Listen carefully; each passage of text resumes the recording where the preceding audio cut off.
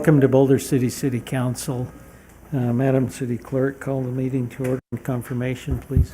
Thank you. The agenda was posted in accordance with Nevada open meeting law, and all council members are present. Thank you. We will now have the invocation by Pastor Jason King of Calvary Chapel. If you could come forward, Pastor King, and we will stand and stay standing for the Pledge of Allegiance afterwards. Thank you for the privilege. It's an honor to be here before you, and it's a very special honor to go to the Lord in prayer for you and for this city. So I'll ask everybody to join me as we pray. Father in heaven, we come before you tonight and we give you thanks for this city. Lord, we thank you for our community. We love Boulder City, Lord. We thank you for your great love for us.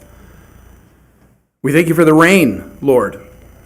If you don't send it, we don't get it. So we thank you that you have blessed us with that today. God, there are many topics on the agenda tonight, and we pray, Lord, that you would bless these leaders and decision makers with wisdom and courage, a sense of unity, Lord, and a sense of togetherness as pertains to the good things for the people of this town. So we pray that you would stand guard over this meeting, Lord, that you would keep this place and these people safe, and that you would give us, Lord, the one goal of peace and order in our community.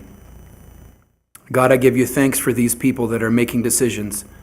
Be with them to help them and guide them. May your hand of blessing and favor be on our town. I ask for this in Jesus' name. Amen. Amen. Thank you, Pastor. Please join us with this pledge. I pledge allegiance to the flag of the United States of America and to the republic for which it stands, one nation, under God, indivisible, with liberty and justice for all.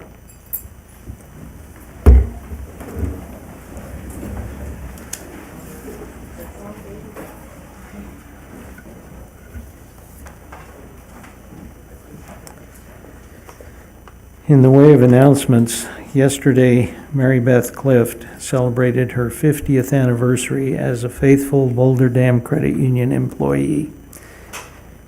And I think she's here. To celebrate this significant occasion, August 25th, 2025 was proclaimed the Mary Beth Clift Day.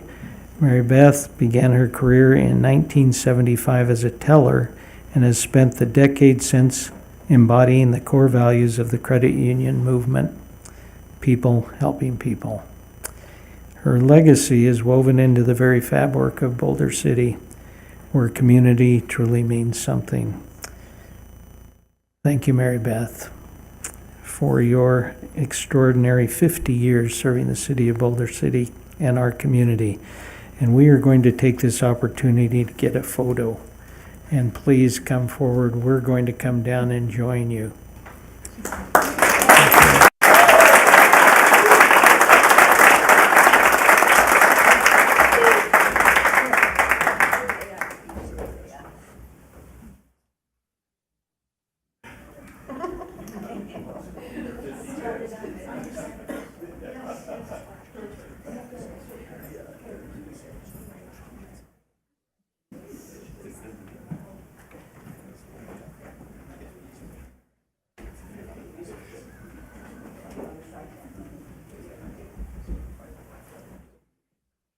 Everybody ready?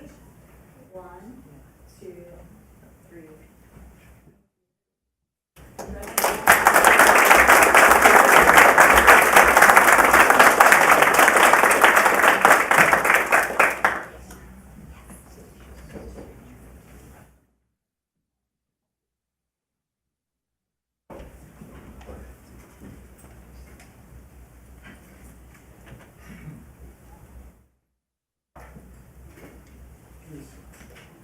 And as a way of reminder, we have the Community Day of Service in recognition of National 9/11 Day that will take place on September 6th. That's Saturday.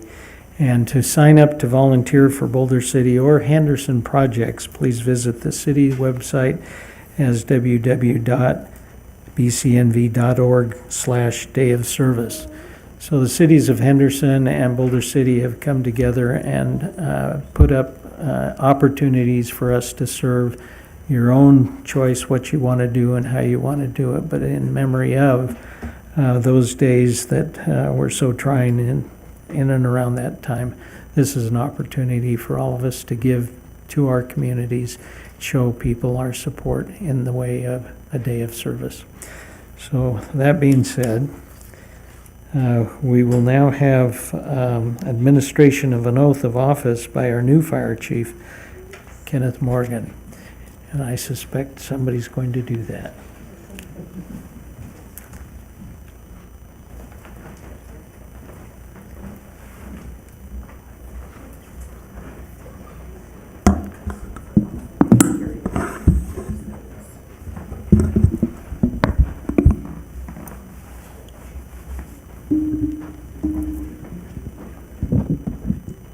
And if you would raise your right hand, please, and repeat after me. I state your name. I, Kenneth Eastwood Morgan, Do solemnly swear do solemnly swear that I will support, protect, and defend that I will support, protect, and defend the Constitution and government of the United States the Constitution and the government of the United States and the Constitution and government of the state of Nevada and the Constitution and government of the state of Nevada against all enemies, whether domestic or foreign, against all enemies, whether domestic or foreign, and that I will bear true faith, and that I will bear true faith, allegiance, and loyalty to the same, allegiance, and loyalty to the same, any ordinance, resolution, or law any ordinance, resolution, or law of any state notwithstanding, of any state notwithstanding, and that I will perform well and faithfully and that I will perform well and faithfully all the duties of the office of Fire Chief all the duties of the office of Fire Chief for the city of Boulder City, Nevada, for the city of Boulder City, Nevada, on which I am about to enter. on which I'm about to enter. So help me God. So help me God. Thank you and congratulations. Thank you.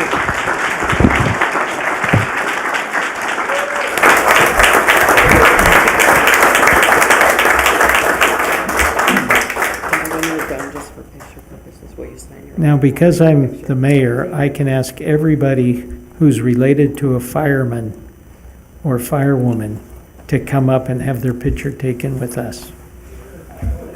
Let's do it. You gotta be careful what you're asking.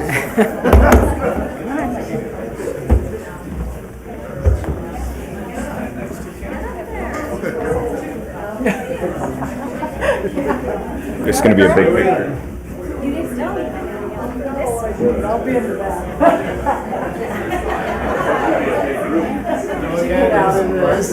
I'll go stand at the back with Greg.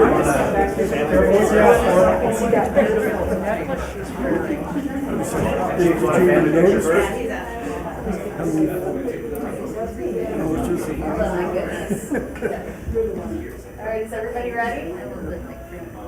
1, 2, 3. Okay.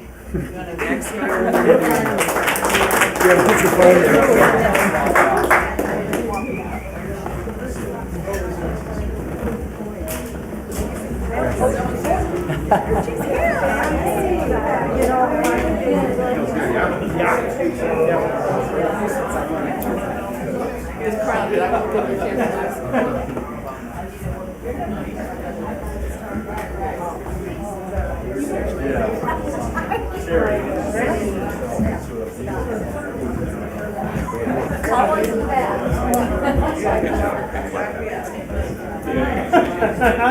You know how I need to know. Can't see you there. Can't see you. All right, everybody ready? 1, 2, 3. Thank you. Lisa.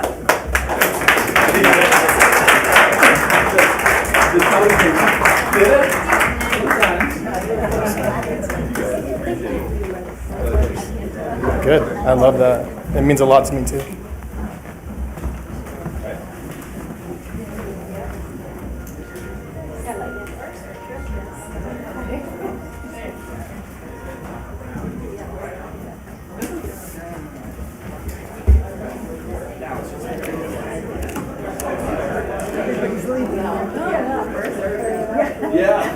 We have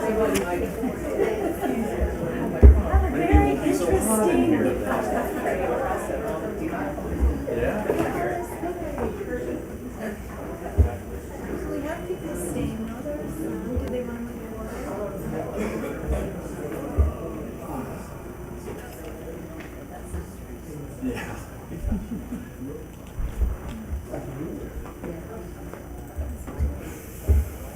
This is the time set aside on our agenda to have public comment on anything related to items on the agenda.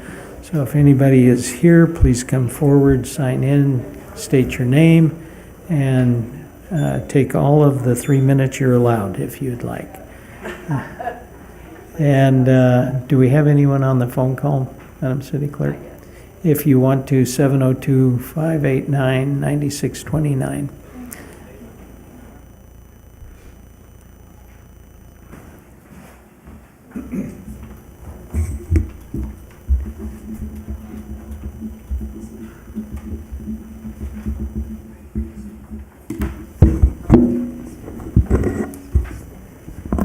Hi, Mayor and Council. Good evening. Brenda Delormier, and here to comment on agenda item number 9, the rules of operation for bicycles, and electric scooters. I just wanted to state, as a lifelong cyclist, never ridden an e-bike or an e-scooter, but just manual bicycles.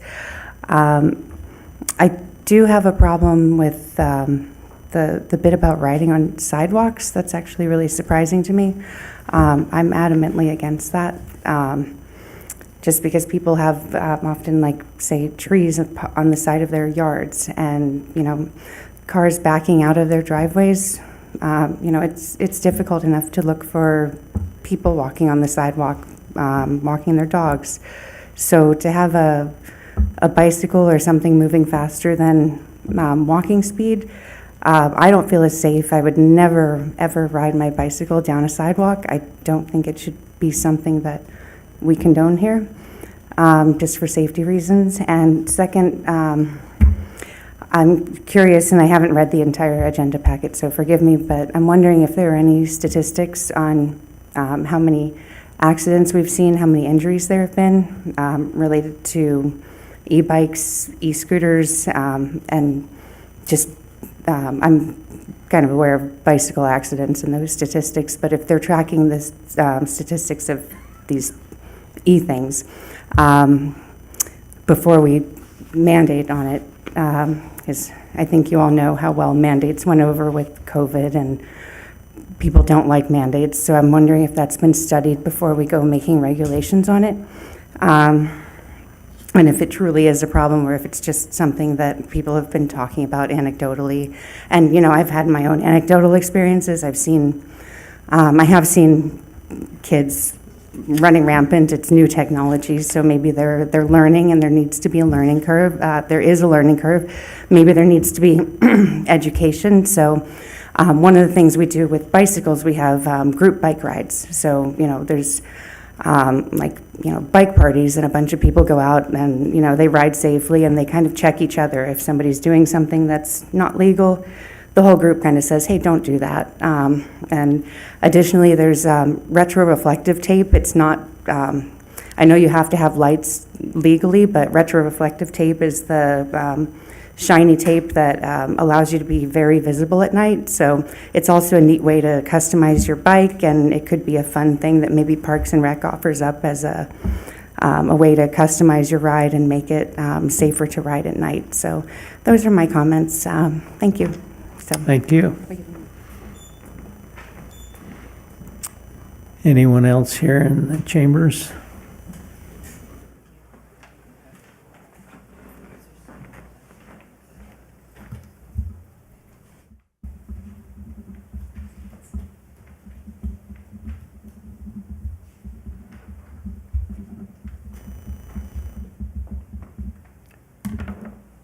Brandon Smith, good evening, Mayor, Council, staff.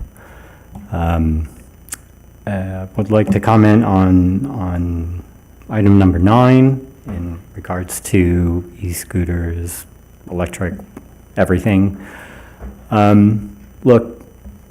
it happens daily to me. I almost run over somebody who's doing something that they shouldn't be doing. Usually it's somebody under the age of 18, but that's not exclusive. We're not a big city. I might suggest that we define riding pathways, whether it's in the street or part of sidewalks dedicated to specifically electric scooters. I think bicycles, they've kind of found their way throughout history, riding in the street. I think bicycles aren't necessarily a problem these days, whereas the kids on the scooters definitely are, just riding around the corner on the way to council tonight. A girl, I don't know, she was mid-teens, I would suggest, just riding out in the middle of the road, took a very wide 90-degree turn, and if I had been going of any substantial speed, like legal speed, I was going about 5 miles an hour, I probably would have warned her on my grill. I think education is vitally important. You're probably going to hear from somebody, at least in the next probably couple chamber sessions, where he's advocating for rules, regulations, licensing. Hopefully these kids can get some education and learn that they don't necessarily, while they may or may not have the right of way, they are dangerous. They're riding at 20, 30 miles an hour. And like Bryn might have just said, riding down the sidewalk, you're not expecting somebody coming at 20 miles an hour down the sidewalk. So if you're just backing out of your driveway, the likelihood, if they're riding on a sidewalk, there's just so much opportunity there to just run flat over somebody and never even seen them coming. So I think a sidewalk is a really bad idea. I think if we designate specific riding areas through the main arteries of town, that would be a really good start, and then just educate the kids to kind of be very wary of how they're riding, where they're riding, and just make sure that they're aware of the dangers and of what could happen if they're just riding too fast in an area where they shouldn't be. Thank you. Thank you. Anyone on the phone line? Anyone here else? Please come forward.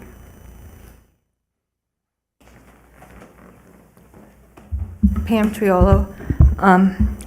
I've been riding an e-bike for about 6 years now, and I do understand the concern about sidewalks, and the only time I'm on a sidewalk is when the road is too dangerous for me, so I go on the sidewalk, and they usually tend to be a little bit wider sidewalks, and the one place in our town would be Boulder City Parkway. I won't ride. There is a bike lane there. Luckily, I'm not there too often. The sidewalks that they did put in is a little wider. Usually it is most of the kids. I don't go 20 miles per hour in there. Either do my friends. The only time I'm going 20 miles per hour is going down a hill.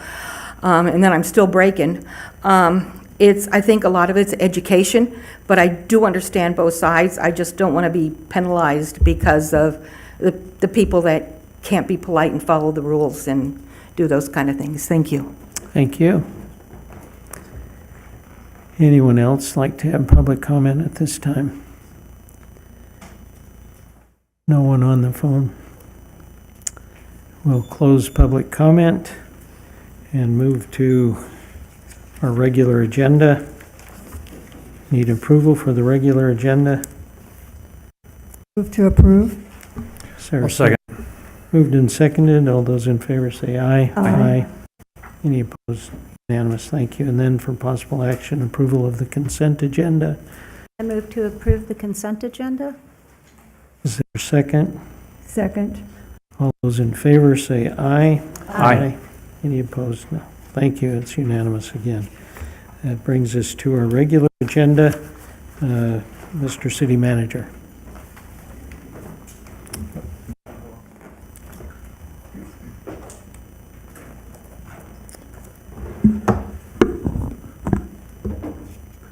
Good evening, Mayor and Council. I'm City Manager Ned Thomas. I'm happy to be with you tonight to give you a brief quarterly update on the city's strategic plan.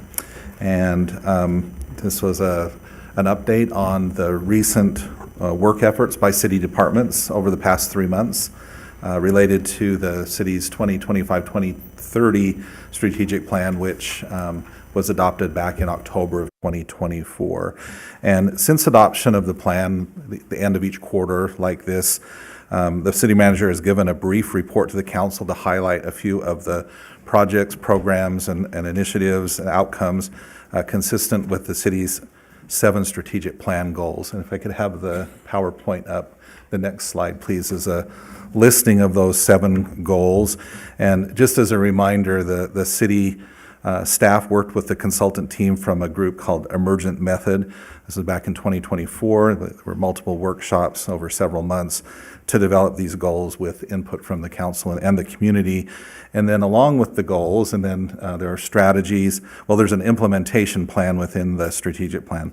And it has strategies, action steps, success factors, or sometimes we call them metrics, and time frames. So short-term, medium-term, long-term, and ongoing.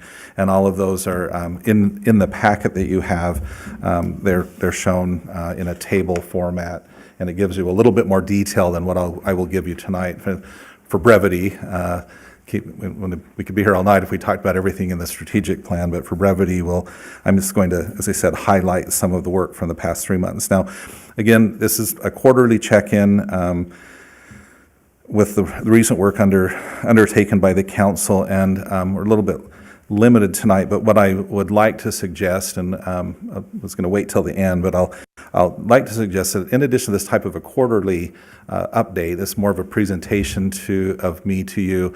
That my next update will, in 2 or 3 months, will be at it'll fall on the 1-year anniversary of the strategic plan, and that, to me, would give us an opportunity to, we could agendize it a little bit differently so that we could have a more robust discussion and a look and a review at the strategic plan.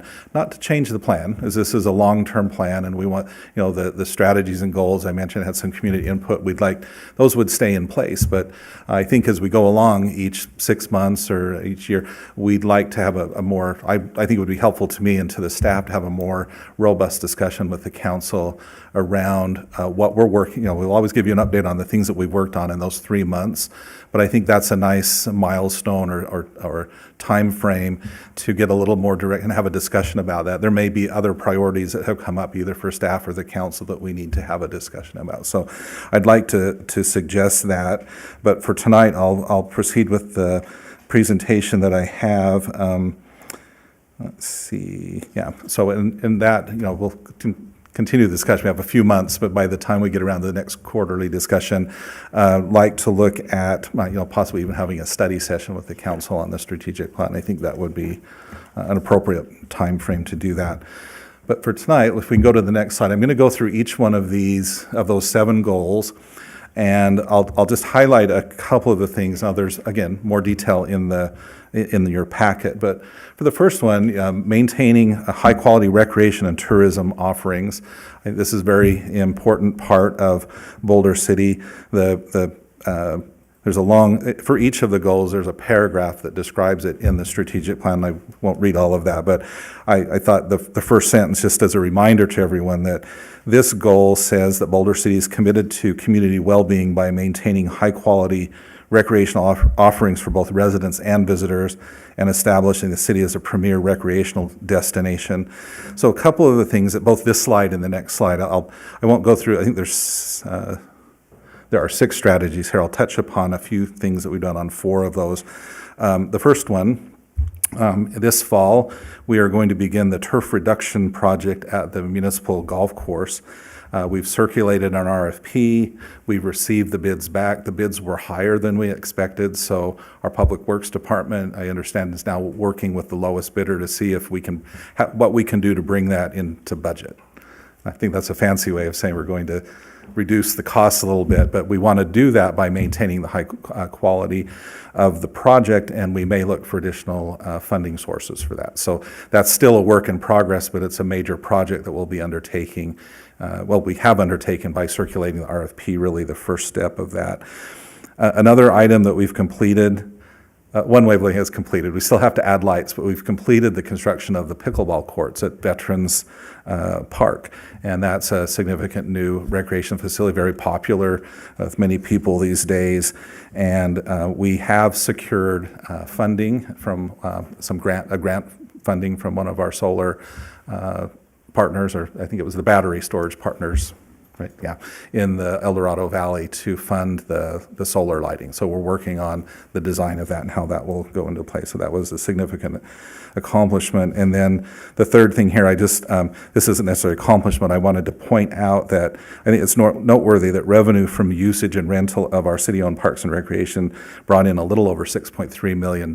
So these are investments, as this goal is for recreation and tourism offering residents and visitors. We would think that not all of those fees are from visitors, but these are facilities that generate funds for the city in terms of fees. Going on to the next slide, I'll go a little bit more quickly. We've got 3 strategies here. Expanding the recreational opportunities with a focus on youth. Spoke with our Parks and Rec director. She mentioned 16 different summer camps that were offered at our recreation center this summer. They were very popular. She mentioned some were cheer and pickleball. They had approximately 100 participants per day, and so that was highly successful. She also mentioned new art classes at the Art Center over at the ABC Park, knitting, lace making, and they've renovated the pottery room. So there's some progress being made there in both the programming that's offered, but also in renovating the facilities. Strategy 3, developing permanent multi-purpose meeting spaces. We've completed, the Public Works Department has completed an assessment of possibly building a permanent pavilion at Boulder Creek. What would that look like? How much would it cost? Very preliminary, but that's one of the steps that we've taken toward meeting that strategy. And then as number 4, probably one of soon to be, or the new swimming pool project, certainly at the forefront of public projects that we're currently working on in the city. Progress is being made. This is the part where we do all the planning and design. So we've selected, at the council's direction, VCBO as the design firm. They have started working on those plans. Some of our staff went and toured some of the facilities that they designed in other communities to look at what the possibilities might be and what are the features that they might want to see.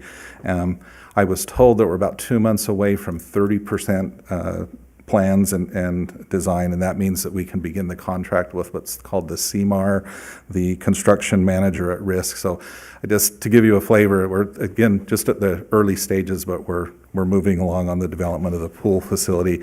I would add to that, it's not directly related to the facility itself, but we're also continuing to do the work with Toll Brothers on the development track 350, which will provide a major portion of the funding for the pool. So there's some overlap on some of these projects as well. Next slide, please. Our next goal, continue achieving prudent financial stewardship. I do want to point out one change here. In that first bullet, the blue bullet point, there were an early version that said it was Q1 of fiscal year 26, which we haven't quite ended yet. So that's been updated to quarter four of fiscal year 25, just in case anybody saw it differently. Here on prudent financial stewardship, Boulder City is fundamentally committed to sound financial stewardship. It's not just about budgeting and revenue generation, but also building trust, fostering confidence, and enhancing transparency in our financial processes and decision making. So some of the strategies here, again, this is not a full record or anything, but I wanted to point out we were awarded $4 million in grants in the last quarter of fiscal year 25, which ended in June. We also presented our budget to the council in May. It was a balanced budget. And then strategy 5, we have continued to support nonprofits and volunteer groups.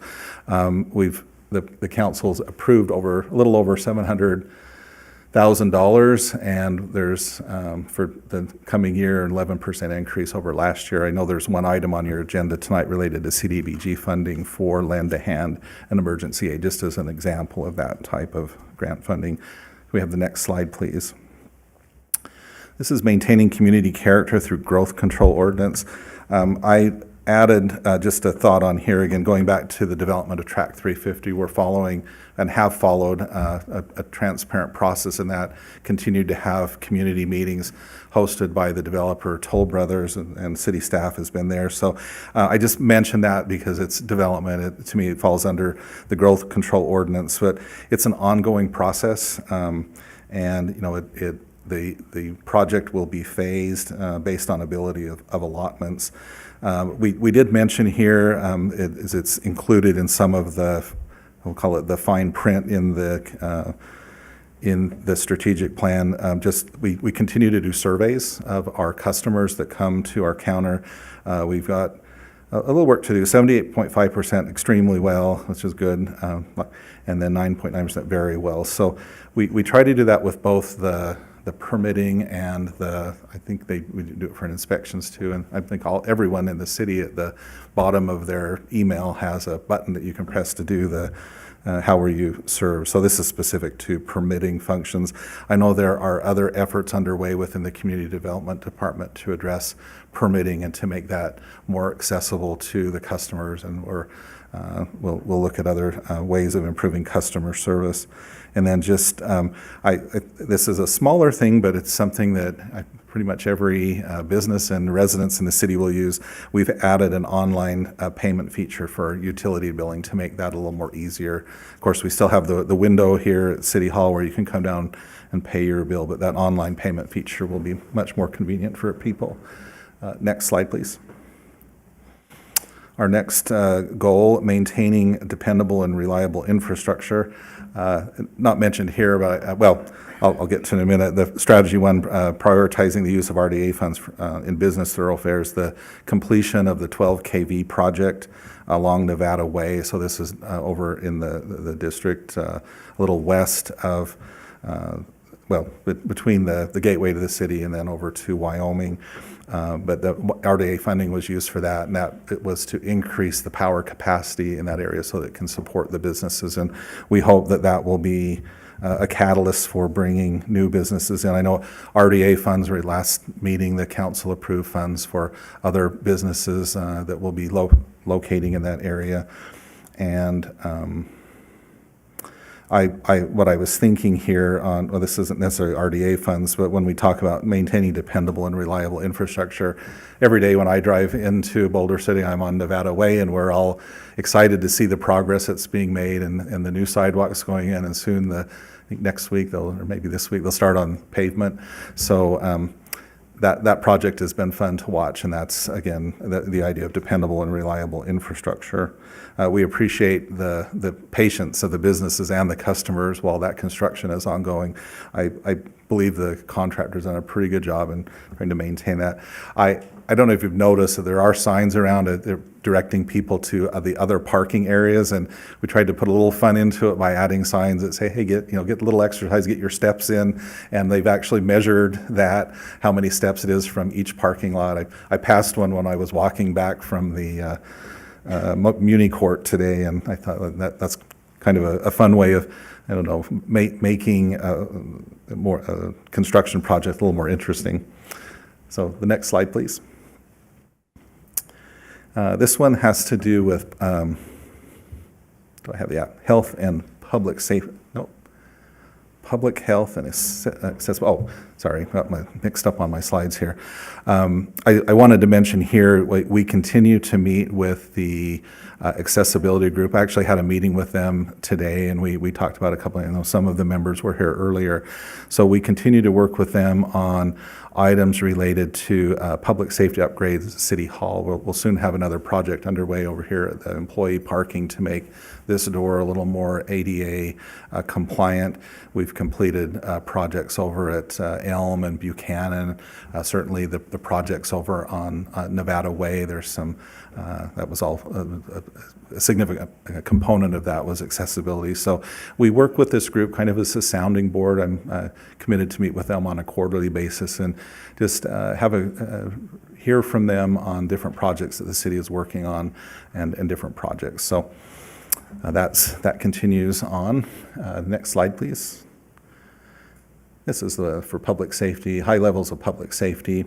So I mentioned here just conducting assessments of current investments and facilities. We currently have work going on in our Muni Court. I mentioned I was over there today. That's coming along quite nicely. Some of that is related to, supporting the goal of renovating projects. The police and the fire departments, there's also projects underway, police department. They're doing a major renovation over there to accommodate the dispatchers coming back over to our facility here. And then over at the fire department, a little bit south of the fire station, they're putting in a new storage area. So there's some work going on there to support public safety. Skipped over. And then strategy 2, I just wanted to point out the retention in both the fire department and the police department. We are seeing, to report to the council, a fair number of retirements within the police department. And so we continue to work with the police chief and our HR department to fill those as quickly as possible. We've been very fortunate to have a number of lateral moves. So officers that are moving that have significant amount of training and experience, and they're moving over here to our police department. And of course, we have our new fire chief that was sworn in this evening. We're glad to have him as well. So next slide. So I jumped ahead and covered this a little bit in my opening remarks, but we will continue working. Each department continues to work on completing the strategies and items that are in the strategic plan. I'll continue to give in these quarterly reports, but as I mentioned, I think it would be a good practice for us, for the council and staff to meet on a fairly regular basis, maybe 6 months. Every year we can do maybe something a little bit more, but I think every 6 months maybe we'll want to have not just a presentation from me giving you the things that we worked on, but an opportunity to discuss the strategic plan and any items that may have come up in those 6 months. And so with that, if you had the last slide, if you have any questions, I'm happy to answer those. Any questions or comments? Just comment on the youth participation, 13,000, that's quite a bit. I had no idea we had that much going on in Boulder City for our youth, and I'm happy to hear that. And also, I too saw those signs as I was driving around. I thought that was pretty cute to keep people just a little humorous of, all the construction going on is a little daunting for some people, but just that the city is working with the residents. So I thank you for all that you're doing. Thank you. Just a recognition that a strategic plan incorporates all city processes usually and workers, right? So it's everything that makes up a city. And as we went through there, you could tell everyone kind of had a little piece of it that they were responsible for. So things stood out. I'm just so thankful utilities gotten into this century and we have online payment. I think that's fantastic, finally. We can still have the tradition of going up to the window if we want, but it gives options, right? If online's your preferred method. I love that we still are looking out in the community for opportunities to both get grants and give grants, because I think that that's healthy for our community. I love that we're working with the ADA groups to be able to look at next projects or how to incorporate what they will need and we will need, really, possibly, right? So I love that part. And I just want a little shout out to Park and Rec for the 100 participants in summer camp. And how fun is that to have summer camp and to have something like this, and how small our community is, and for the robust, just like you said, Park and Rec department that we have in such a small community that actually doesn't just go to kids, but that's what was reported this time, really spans lifespan of a human being. So thank you so much to all of you for buying into and working hard on the strategic plan. Yeah, and just an additional detail on that, about 100 participants per day, but they could come for one day or they could come for all 5 days, and they could mix or match whatever classes. So I appreciated the flexibility and the range of offerings that Parks and Rec provided this year. Thank you. So we had item added to our packet, item number 8 on strategy 5, continue to support nonprofits and volunteer groups, and the council approved over $700,000 for FY 2006, which is 11% increase over FY 25. Where are we going to do that, and how's it going to be done? For the funding for the Right, for the nonprofits and volunteer groups. Yeah. So that has been approved for the next year, and I think the significant chunk of that is the it might be all of it. Michael is here. The CDBG funding that goes out to community groups. We will have an item coming up soon for a new community group that's formed around the mounted horses, and we're looking for a way to support that group, and that will be done through a grant. So just as another example, and see, I'm giving away the excitement now, because that's supposed to be in 3 months. I should be reporting that out as a preview of coming attractions. So we're increasing and doing more and being able to serve the people more. Correct. And not just the people, but people who ride horses. Maybe. And them too, yeah. Thank you, appreciate it. Any other questions, observations? Thank you. Thank you. Appreciate that. We will now move to our bills, and that's bill number 9 for possible actions, are on our agenda, number 9, regarding the ordinance on Boulder City Municipal Code. Good evening, Mayor and Council. Thank you for your time. This before you today is Bill number 2082. This would establish comprehensive regulations for bicycles, electric scooters, and then adds also to skateboard scooters and skates, and that scooters, the manual scooters, were not previously addressed in our code. So first, I want to go over the motivation for staff bringing this forward to you this evening. According to U.S. Consumer Product Safety Commission, the electric bicycles and scooter injuries have increased 20% each year since 2017. And as we've all seen in our community, these devices are growing in popularity, especially with teens commuting to school on these devices. And police get several calls a month from concerned residents. There have been accidents involving these new vehicles that are proliferating the streets, and so local governments have taken action with respect to these devices. Really, there's 3 ways to address the issue: information campaigns and education initiatives. State law has also been recently amended to address these devices, and then local ordinance updates. The City of Boulder City has put together an informational video, which is available on our website at bcnv.org/bike safety. So residents can visit that page and access our video, which explains what traffic laws apply to these devices, so that children operating these devices know that they are not pedestrians. They are treated as vehicles for purposes of following the traffic rules, and have to operate the devices with due care and signal, etc., in accordance with Nevada state law. In addition, we've distributed flyers that have promoted the page on our website, and we've also participated in helmet drives. We've had some city events where we've given out helmets, and we plan to do more. We're looking at collaborating with the schools and seeing if we can do some education there. So we are looking at additional avenues for education and outreach. State law, again, also provides a lot of comprehensive regulation of these devices already. Already, there are definitions established, hand signals and appropriate safety lighting and reflectors are required. Multiple riders are not permitted under state law. Speed limits for scooters are 15 miles per hour unless otherwise provided by local ordinance. And then importantly, these devices are treated as vehicles under state law. So the individuals operating them do not have the same rights as pedestrians. They do not have the right of way when it comes to operating these.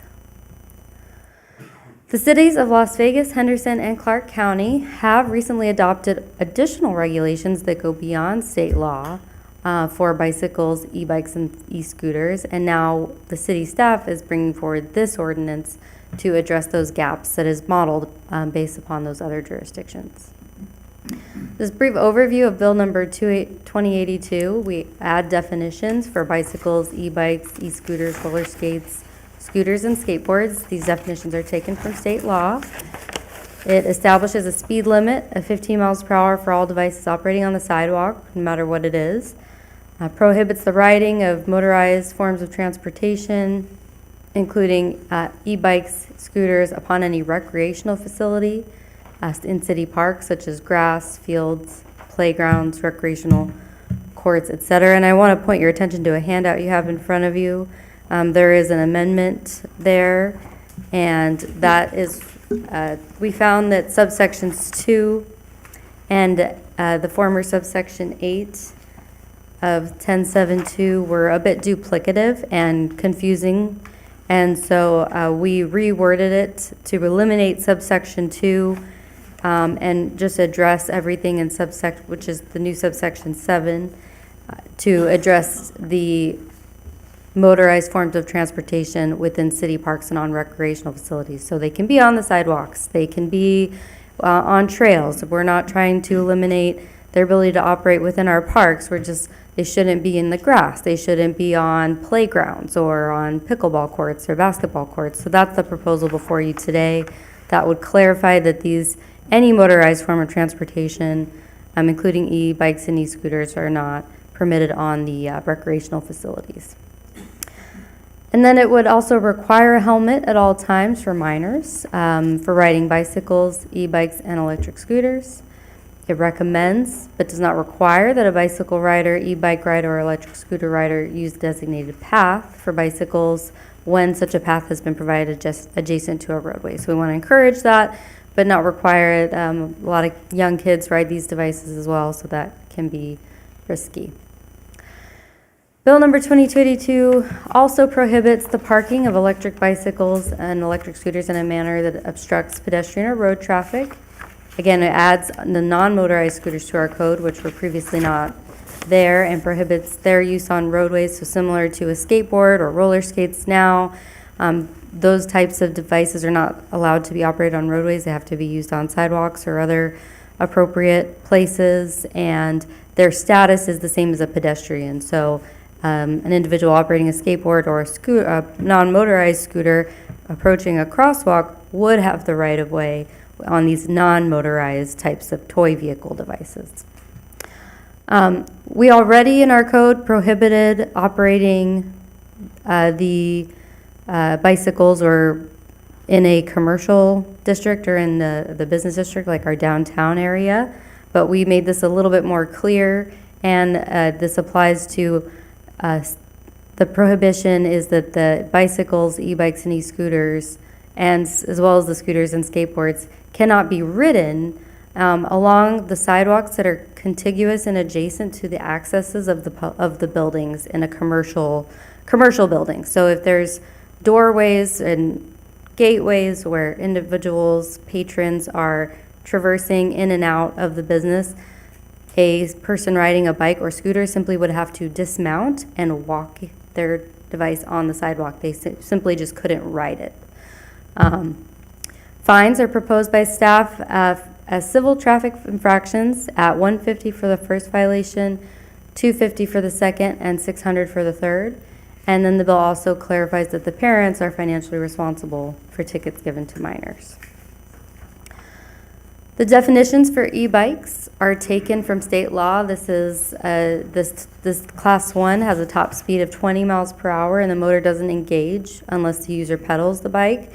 The class 2 has the same speed, but the throttle can engage without the user pedaling. And then the class 3 is a higher speed limit of 28, but again, still doesn't engage unless the user pedals like a class 1. And as you can see, these is an example of a class 1, class 2, and class 3, and it is impossible to tell the difference just by looking at them. So really, an officer would have to look at the manufacturer specifications in order to determine which class it is. And then an electric scooter is defined by state law as a vehicle with handlebars and an electric motor designed to be ridden in an upright or seated position.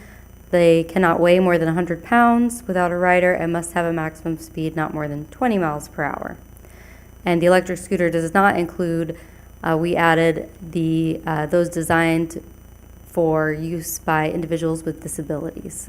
So we're not intending to capture the ADA scooters in our definition of an electric scooter. Those are addressed already in state law. I want to briefly go over mopeds and motorcycles. This bill does not attempt to address mopeds and motorcycles. Those are already addressed in state law. And importantly, the distinction is how fast these vehicles go. Some of these e-bikes and even e-scooters can go far faster than 20 miles per hour or 28 miles per hour. At that point, that device is no longer an electric scooter or an electric bicycle. It's either a moped or a motorcycle, and it is not allowed to be on the roadway without proper registration and driver's licenses.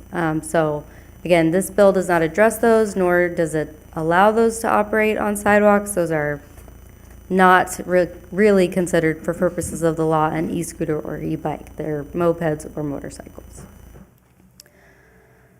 I just briefly wanted to give you an example of what our bike paths and multi-use paths look like throughout towns. As you can see in the bottom right-hand corner, that's a bike path adjacent to a roadway. That is for bikes and e-scooters.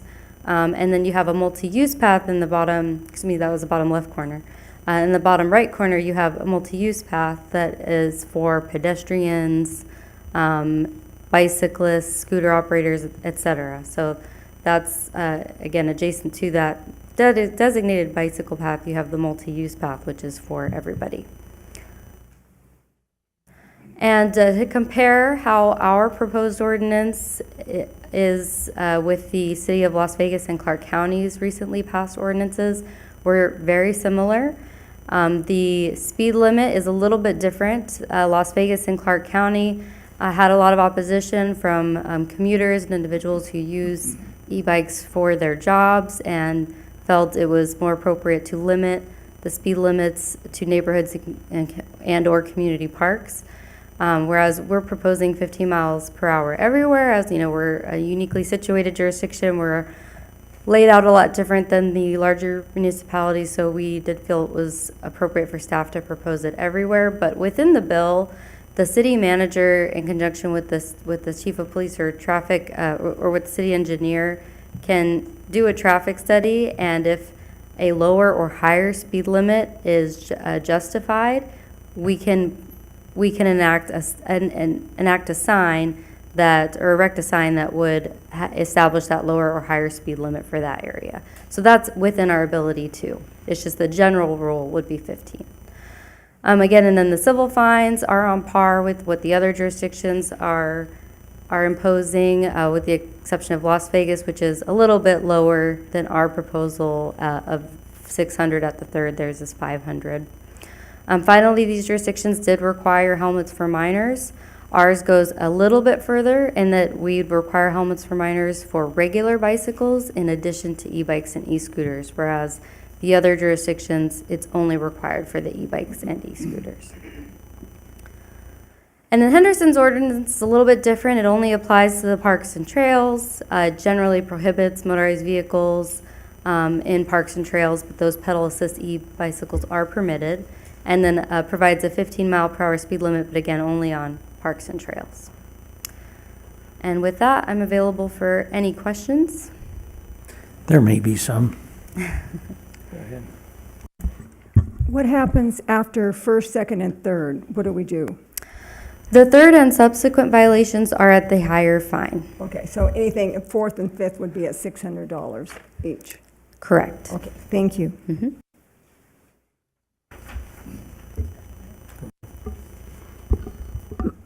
We looked at those multi-use paths, and some of those multi-use paths go, into Henderson or down to the lake or whatever. Is that also considered 15 miles an hour on that multi-use path? I would have to take a closer look at Henderson's ordinance to It's see. our ordinance going there too? Our ordinance only applies to sidewalks. So not multi-use No, paths? no, but we do again have that ability to erect a speed limit sign on those if we felt it was necessary. It could be hard to regulate out there. We'd have to have a bicycle officer out there cruising all the time. I liked where you said at the park that specifically, again, I just want to reiterate, you said sidewalks, the multi-use path, and parking lot, yes, right? Correct. That you could be on these devices. It's clearly the splash pad and all the participation in there. That's right. Okay. When you say get off and walk your device, because people had a lot of questions about this, does this mean I can't go to the bank? Does this mean I can't do those kind of things? That isn't what this is intended for, correct? Correct. This is intended to address riding the devices in front of those access points for businesses. We want to encourage the rider to dismount and walk it because people are exiting and entering those businesses, but they would absolutely be able to walk their device and park it and lock it up. So we're not saying don't visit downtown businesses on your bike. We're saying when you get to those, walk your device. That's when right. you're down there. Exactly. Okay, and then, just a comment / thought process. We heard a couple people talk about it tonight, the sidewalk. I had some concerns too, and some of my concerns are this, that I also think that there's a portion of our road that's a little scary, and I like to call that Adams by the hospital, where people park along the, where they're allowed to park. They're actually allowed to park, and your bike path's about this big, and our children would be riding in that bike path very close to the line. So we've had this discussion. I think that's one of the reasons we talked about, too, not making sidewalks off limits. It would force our kids a lot of times to get out into the road, which is less safe in the long run in some of these areas. So with respect to if you're on the sidewalk, you could get hit, maybe, right? For sure. So they're going to have to use some education. And I liked how you pointed that out too, that we have been trying to educate. There's a combination, I believe. There's some enforcement and some education that needs to take place, because both of those will be the answer. Lack of education just means they're going to end up not knowing what the expectation is. So I like that you said that. And food for thought, helmets on kids. I agree, people don't love mandates. But I also surely would hate to see, and I did see with my daughter, had a friend who was riding a skateboard and fell, and it changed his life forever. So, it's just my thoughts. I just want to say one thing about the sidewalk also. I would hate to see Boulder City police officers having to write little 6- and 7-year-olds up because they're on the sidewalk. Because I think that's as families, we want them on the sidewalk, not in the street or the roadway. So I think it's important that we do have the sidewalks, and we don't want to have them fearful of the police officer either, that they're getting cited for being on the sidewalk, on their little scooter or whatnot. So, because I know a lot of the younger children are using those little e-bike scooters, and I think I've been probably bad enough that I purchased a couple myself for little ones. So, and not thinking, you know, that they could hurt themselves, but I think most important is that we want to be able to let everybody ride and get outside and get fresh air and exercise, and not just limit them to the streets. Plus, a lot of our streets are real narrow, and it's really, you have to kind of pull over so two cars can even pass. So having them up on the sidewalk, I think, is so much safer, especially going to school in the morning, because they want that independence from their parents, and being able to go to school and not get in trouble for riding on the sidewalk. So that's why I'm absolutely for letting everybody ride on the sidewalks. So could I have further clarification on sidewalk riding? Is that just for the scooters, not e-bikes anywhere on the sidewalks, correct? So in the initial version of the bill that was introduced, we had a prohibition on engaging the motor of an e-bike, e-scooter, any device. We had an outpouring of concerns, and also we had concerns on an internal level from city staff, and we just felt that needed more thought. And so we pulled that out and said, allowed them on sidewalks. They are allowed on sidewalks in every other jurisdiction in Clark County and Las Vegas. So yes, this bill actually, the e-bikes, e-scooters, and regular bicycles would all be allowed on the sidewalks. Now, they have to operate with due care for the weather and traffic conditions. They have to abide by the speed limit, and they have to yield to pedestrians under this proposal as well. Okay, so Adams, you were talking about that, and I live right in that area. We have the trees hanging over, we have the cars parallel, we got the bikes, you got people walking, it's a lot going on. But the main concern is if they could ride on the sidewalk, do you think that they will understand that the sidewalk does not mean downtown where the stores are? I mean, are there going to be big enough signs to say, no, you cannot ride on these sidewalks? Because once you say sidewalks, they're going to think every sidewalk is up, you know, for grabs. And I think that may be hard to, we already see them. I mean, I was coming out of Ace Hardware and I almost got ran over by an e-bike just flying by. And now that the sidewalks are bigger, you know, it looks like more licensed. Well, there's room for me where those sidewalks are off limits. So how's the enforcement going to go with that? Maybe Chief could address that. Well, a lot of it would be signage, which would really be put up by Public Works. We already have signage because it's already prohibited in commercial areas unless the sidewalk is 8 feet or larger, which it is in a lot of areas already downtown, larger than 8 feet. But we do have signs already. We'll have to update those, and I do believe Public Works plans to put out some more to help. And again, a lot of this is education, educating the students on where they can and can't ride the bike, what they have to do while they're operating it, making sure they're signaling and paying attention to the road conditions and traffic. And that was my next question, was the education. I know people hate to hear the word mandatory, but free education maybe in the schools or at the rec center, you know, those would be the appropriate places, I think, to have an education, just like with the DARE program. You know, everybody had to sit through the 30-minute class, but they heard it and they saw it on, you know, on a video. So maybe that's something that we could consider as well, or is that a state level thing? No, it's something we can absolutely do. This bill is focused on the regulatory side rather than the education side, but I can invite the chief up if, because we are already talking about doing that. Yeah, good evening. We've, over the police department, we've been discussing what we can do on educational programs and maybe dust off some things of the past and things that the police department used to do back when Fred and Barney brought Pebbles and Bam Bam in. So we'd have to get cooperation with the schools to figure out how we would coordinate that during their school day. We'd have to have a time block, or we'd have to run it on a weekend when the school's not in session and invite people to it. So right now, they're ideas and talking points. They're not a plan and a promise yet, but it's something we'd be pretty interested in. We've been talking about this and meeting with the school resource officer for starting this summer.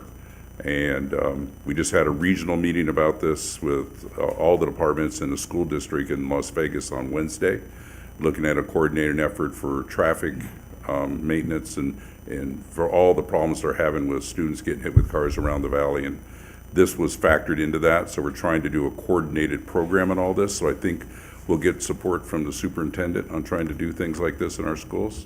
So we definitely want to put something together and make it part of the program. Our goal is not to have to enforce, really. Our goal is to give the information to people and parents understand and then pass it on to their kids and their kids do what's expected. Now, we all know kids are going to do things when they go out of sight, but you know, we're not going to be writing 6-year-olds or 7-year-olds tickets. That's not going to happen. One, we can't. But we wouldn't do that anyway. We prefer to call the parents, tell them what we found, and say, here's what your child's been doing, and we just thought we'd let you know. And 99 times out of 100, that takes care of it. Parents, I find, when you tell them what their kids are doing and what the rules are, they want their kids to be safe and do the right things. Chief, while you're there, also, Brittany mentioned the 20% injuries. Is that an increase in 2025, or where do those statistics come It comes from? from the federal government, and it's a nationwide standard. It's increasing 20% each year. So from 17 to 18 went up 20%. The 18 number went up 20% to 19. 19 went up 20%. But it's the federal standards of what's going on. We're having them here. They're happening everywhere.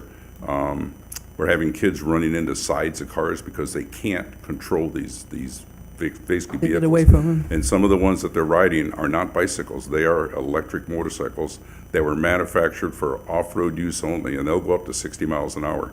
And a 12-year-old can't handle that. Because I live on one of the busiest streets in Boulder City, I contacted my insurance company, and I was told that I could put that on as a rider, just like your car or your motorcycle or anything like that. And I would encourage, parents to maybe look into that, because with technology, the bikes are getting faster. They're homemaking these things up to where they're putting yard seats on these scooters. I mean, it's getting crazy. So that also maybe should be in the education of if the children can, or anybody, because I see a lot more adults than I see children probably, that their insurance should cover, their home insurance may cover, or it's just something to look into. Because I had to, because I'm on that busy corner, and God forbid, but one day that may happen, and I want to take care of both parties. Yeah, there's a little girl who was killed in my neighborhood riding her scooter. She smashed into the side of a car. Now, the lady who hit her, of course, wasn't her fault at all, but she's been devastated by it. Her whole life has been changed. She has extreme issues with it still, guilt. And there's 2 victims when these things happen. Of course, the person who's driving through no fault of their own, this happened, and of course, the family lost a child. It's a tragedy all the way around. Right. I think Councilwoman Jorgensen said it, or somebody did. They come so fast. Riding a regular bike is fine, but these e-bikes, I mean, it's just like the split-second thing. And backing out, because most of our driveways, you back out into the street. Well, if you're going 30, you're going 45 feet a second. Yeah, well, when you're backing out, I back out at a snail's pace, but they're just, like you said, 15, 20 miles an hour, into 15, because I'm in the school zone as well. Right. So, okay, thank you. I don't have questions, just wait for discussion. Okay. So, if I may, so everybody said. Well, I take that back. There's a conflict that I found in here that I'd like to ask about. Okay. Thank you, Mayor. There's maybe a potential conflict in the language. I wanted to see if I'm reading it right, or. Sure. So it's under 10-7-2 in the packet. Under the new subsection C and number 1. Okay? So, except as otherwise provided in this code, a bicycle, electric scooter may be operated with due care on a roadway, sidewalk, bicycle lane, etc. Right? Correct. So I look down, continuing under that same subsection, but I go down to number 8. No motor vehicles, including, oh no, sorry, that's not the right one. Let me find the right one. Dang it, I was highlighting that about the sidewalks in parks.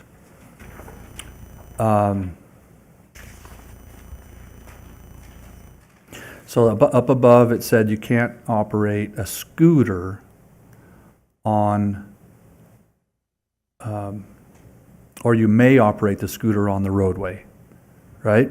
Mm-hmm. And is there a section that says a scooter cannot be operated on the roadway except when crossing at the crosswalk? Those are for the non-motorized scooters. Okay, so I'm reading number 7. Whenever a usable path for bicycles, e-bikes, adjacent is recommended, not required.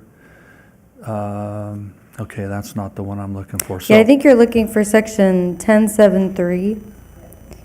And yes, thank you. That's yes. where that's where I have my note. Thank you. Yeah, so go ahead and comment on that then. Yes, so the non-motorized scooters cannot operate on the roadway. We're lumping those in with the skateboards, inline skates, and they need to be on the sidewalk because they're essentially toy vehicles, and so only the electric scooters are allowed. Thank on you. the So roadway. when we Yeah. say scooter, Mhm. we mean by definition non-motorized. Yes. Otherwise, we say e-scooter That's- or electric scooter. Yes, that's Okay. correct. I wanted to make sure that that's clarified because otherwise that would have been a conflict. Yes, So- that would have been, yeah. Okay. Thank you. That was the potential that I wanted to make sure we clarified there. Thank you. Yeah, no Thanks, problem. Mayor. Thank you. So if I may, how fast can an e-bike or an e-scooter go anywhere? On anywhere? Well, if they're on a multi-use path or a trail and there's no speed limit, it would be up to the capacity of the e-bike, and some can go up to 28 miles per hour. And how fast can a e-bike or e-scooter go on a sidewalk? 15 miles per hour, unless otherwise posted. And even though they can go 20, they have to limit to 15. That's right. And if they are going 15 and there are other people like pedestrians on the sidewalk, they do not have the right over the pedestrian. They do not. In fact, they have an obligation to slow down even lower than 15 miles per hour, because if even a 10 or 12 mile per hour speed, if that would put a pedestrian in danger, then they are not operating with due care for the traffic and conditions and still could be cited even though they're within the speed limit. Right. And so where is there any difference in the speed? On the sidewalk, otherwise on the street, they can go up to 15 miles per hour with due care. Yes, on the street they can go even faster than 15 miles per hour as long as the traffic conditions are such that that is safe. And how fast is that they can go? Again, up to the scooters are only allowed to go up to 20 miles per hour, and the e-bikes can only go up to 28. If they go any faster than that, they are not an e-bike or e-scooter and are not allowed on the road or And- sidewalks, etc. And how fast can a bicycle go? Well, that's, Depends on the pedal. yes. In other words, we're not addressing a bicycle at all.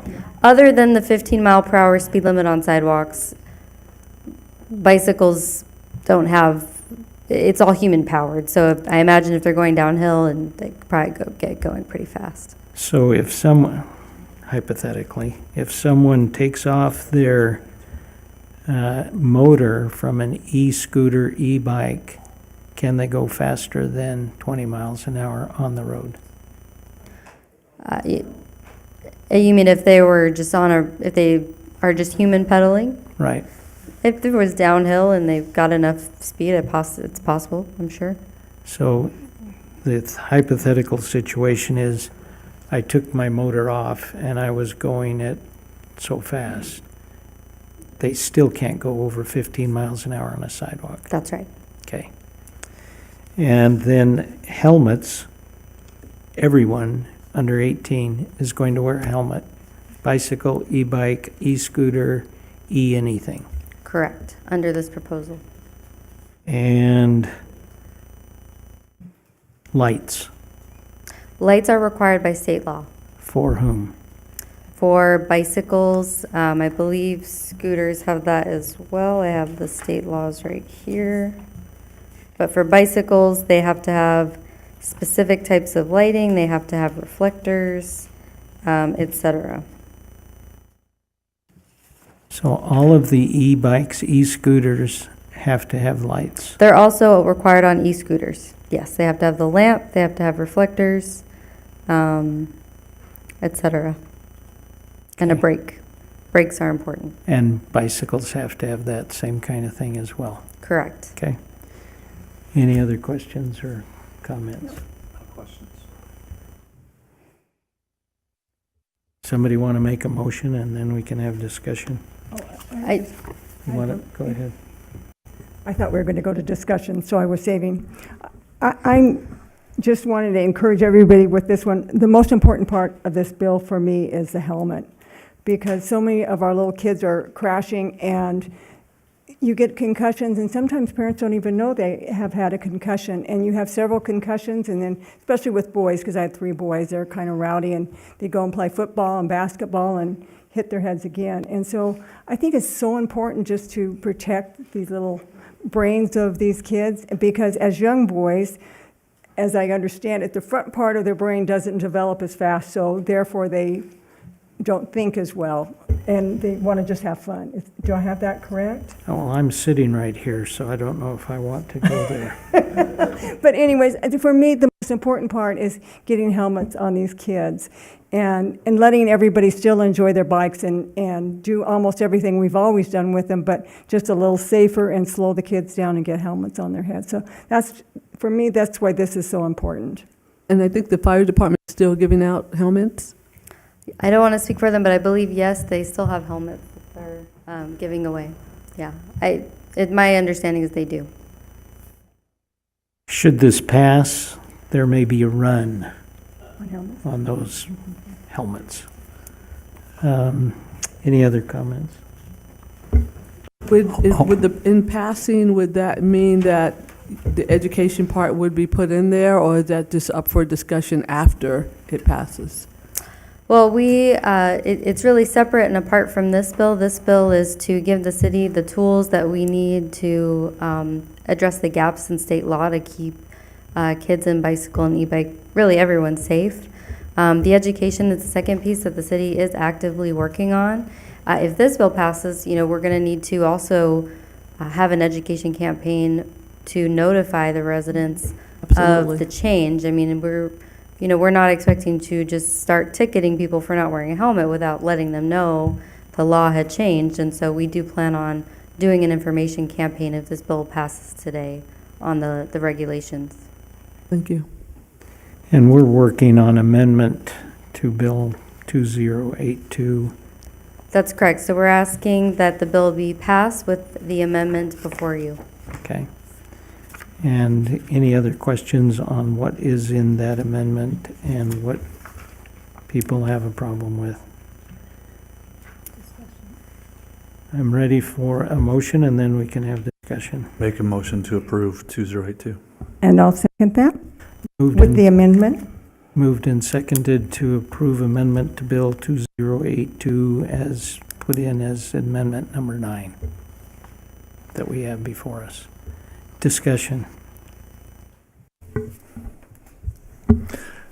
I'll start off then, if it pleases the mayor. Go ahead. Thank you, sir.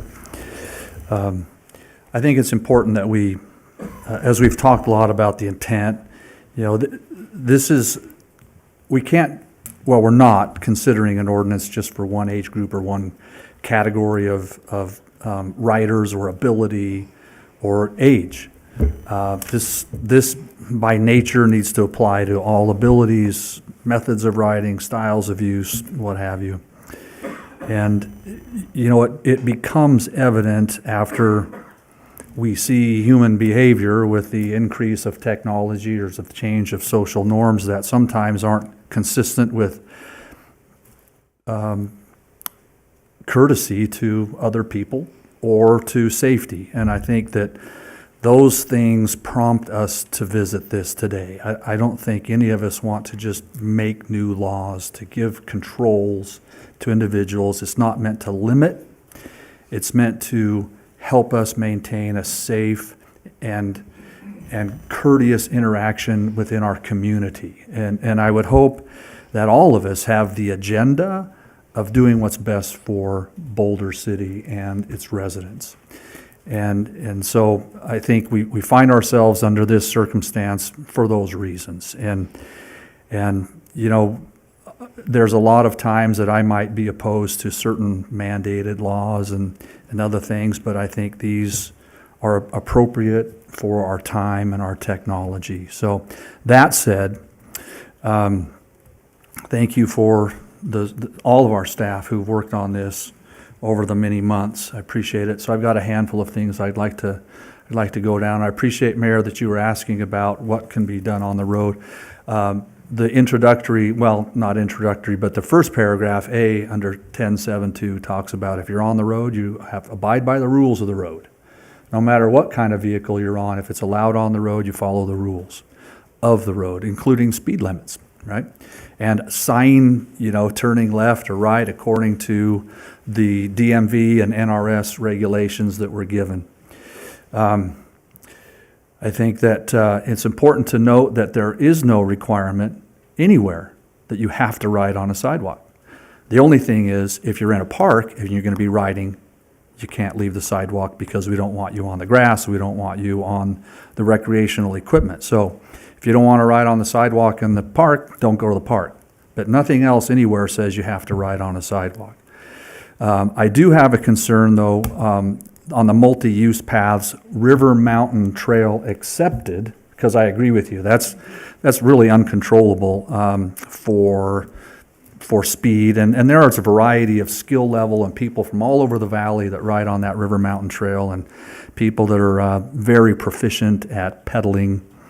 And so enforcing a speed limit there doesn't seem reasonable. But I think that our multi-use paths in town, from my perspective, I use those as much as sidewalks, and I'd like to see us consider the speed limit, 15 miles an hour, applicable to sidewalks, as well as the multi-use paths. There are pedestrians all over town on multi-use paths, and the interaction between a vehicle of any kind, whether it's electric or human-powered, when they're going faster than 15 and not using due care, it could be quite a potential for injury and harm. So I'd like to see us consider in this amendment, as we discuss, applying the 15-mile-an-hour speed limit. In addition, we already have the blanket with due care and yielding to pedestrians, but I think it's safer to put that 15-mile speed limit on our multi-use paths as well. And if, I'm sorry? With the River Mountain Trail So accepted. inside the community. Inside the community. And we can state River Mountain Trail accepted by verbiage directly if we choose to, right? There's no prohibition to that? No. Okay. So anyway, 2 cents on that one. You know, and some people might look under the new subsection C, number 3, and say that's our anti-fun section. And, you know, I'm sorry that people might feel that way. No stunts, no wheelies, no riding on handlebars, and I can't think of any kid that's ever been on a bike that's never done that. But that is state law, right? And so, you know, we're just restating, in essence, some of those things and things that have led to very dangerous situations on the road. So, you know, we don't want to kill the fun with this ordinance, but those are issues that are either addressed by state law or, for example, somebody riding on the handlebars or if it's not a bicycle built for multiple individuals, you can't have multiple on there. And so I I just want to comment on that. We're not trying to bust people's chops by not having fun on their wheeled vehicles. Number 5 down there, every electric bicycle and electric scooter shall be equipped with a bell or a horn to alert pedestrians. Those would be wonderful if they were dependable. Most that I've ever seen break pretty readily. I'd like to see maybe language that says, and if not, use voice warning. Bells and horns are just inherently made terribly, and they'll break pretty soon. You lay it on its side and the bell's already broken. So I think if we say, or using your voice for alerting, I think that would help accommodate that where, you look around, every one of my grandkids has a horn or a bell, and every one of them is broken. So I don't know that that's a reasonable thing to continue to expect on every single one if people are also expected to use voice control or voice warning to individuals if they're coming up or passing. So that's a thought there to consider. I appreciate what Chief Shea said, and I think that's very important in our policing and in our community, that our officers are they're out to educate as well, and their first interaction is to help understand, and especially with the kiddos, right? Because they need a little more reinforcement in the repetition of learning. And while the fines, 150, the first one, 3 and 6, feel kind of high to me, I'd hate to see parents financially responsible for kids who, as soon as they get out of sight, are doing stuff they know is wrong, and then the parents get hit with progressively higher fines. I'd like to continue to see that policing with some compassion there. And that gets difficult, right? Who do you give the exception to and who do you don't? But that's up to the police officers, and we trust them. We appreciate them. So I'll reserve my concerns about the fines. I'm just hoping that, we police in the way that they always have done and we expect them to do, which is education. We talk about how do we make sure that this is followed and understood. Generally we have the education, engineering, and enforcement. I couldn't agree more that education. I went to multiple bicycle rodeos as a youth.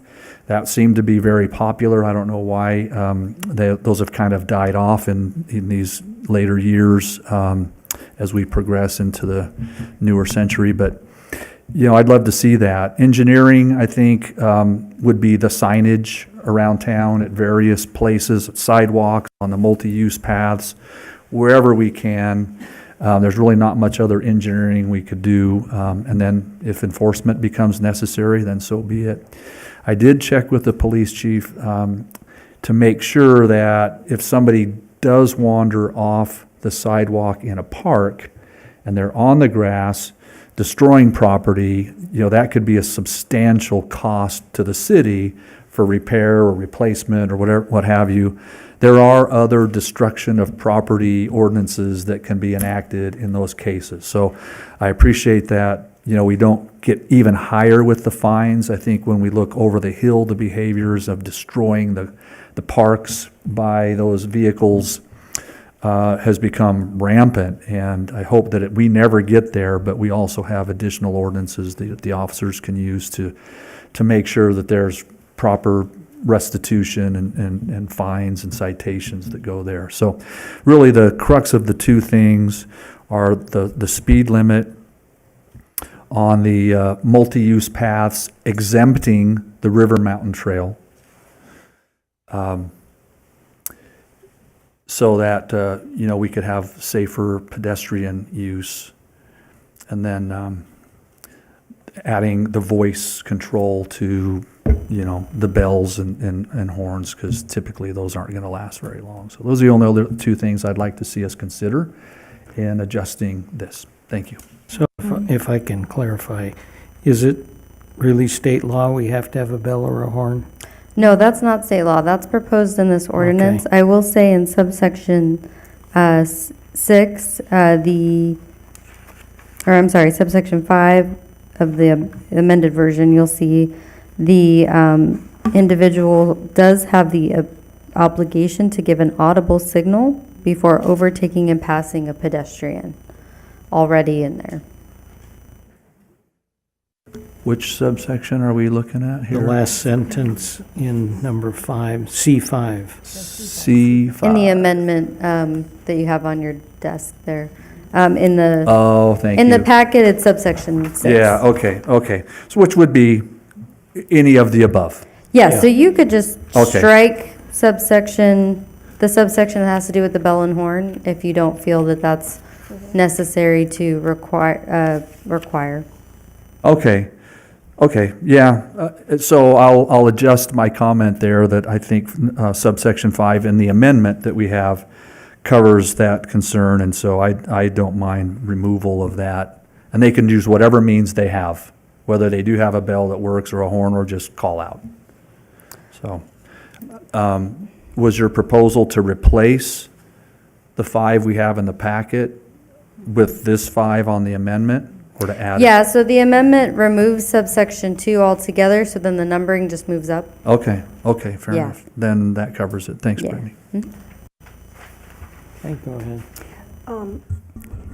I too was concerned about the fines, and so if somebody's listening out there, would you share, because if somebody doesn't have the funds to pay for it, there's other ways to take care of the fines, so could you share with everybody what they can Absolutely. do? Just like with a civil traffic violation, the court has a form where you can request a reduction in your fine or ask for community service.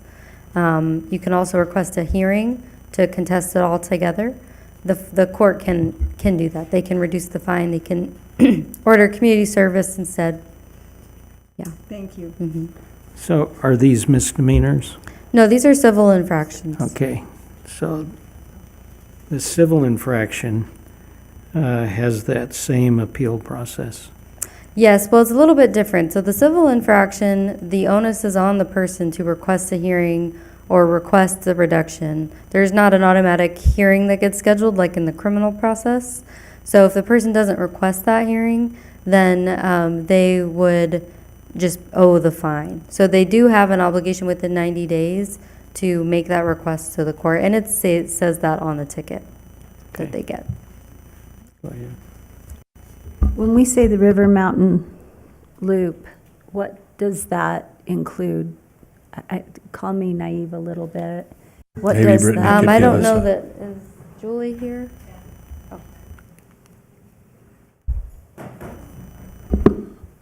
I've just driven around it, but I don't know where it ends, where the community pathways, like in front of, if we're down in front of St. Jude's, is that part of River Mountain Loop or is that part of community pathway? Community pathway is partially because it goes through the drainage ditch on part of that. River Mountain Loop Trail from Railroad Pass goes through by the Veterans Home all the way through Bootleg Canyon and then goes down from, is it Pacific? And down to the park, the national park at Lake Mead. Does that help? Yes. Yeah, it does. Okay. As long as I'm just thinking of the community we were talking about, the biking community, and there's a lot of them, that they're not going to all of a sudden show up in this path that they take, because a lot of people do what's called the lake loop or whatever it is. They call it something different, right? That it doesn't mean all of a sudden they're showing up on a section of our path that's going to be 15 that they don't know is that section. So as long as that is just part of it, I mean, I think, yes, inside the community where we're walking and doing all those things, that seems like a reasonable ask. Have anything else? Anything else? So the only question I have reference to what Steve was saying on the verbal or the audio signal, were you saying to take out bells and whistles?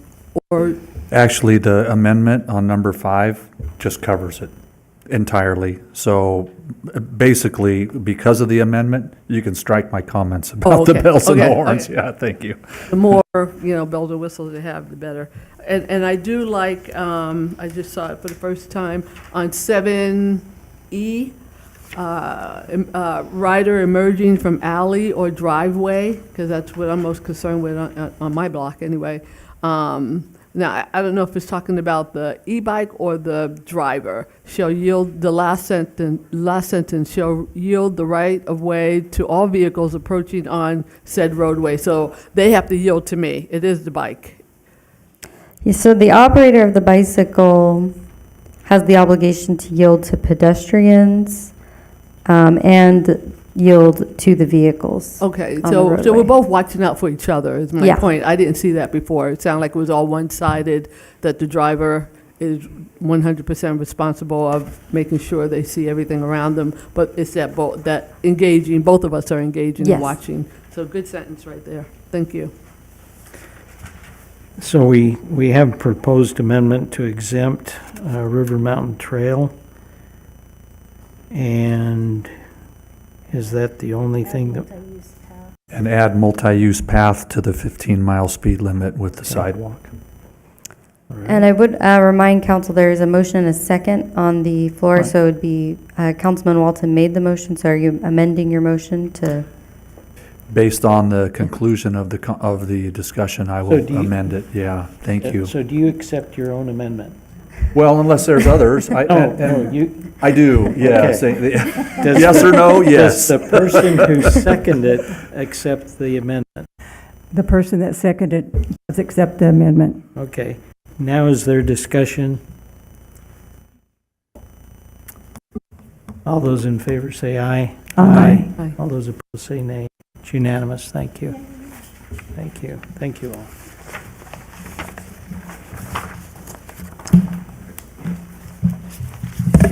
That brings us. Mayor, Yes. if I may, this particular ordinance will become effective September 18th, 2025.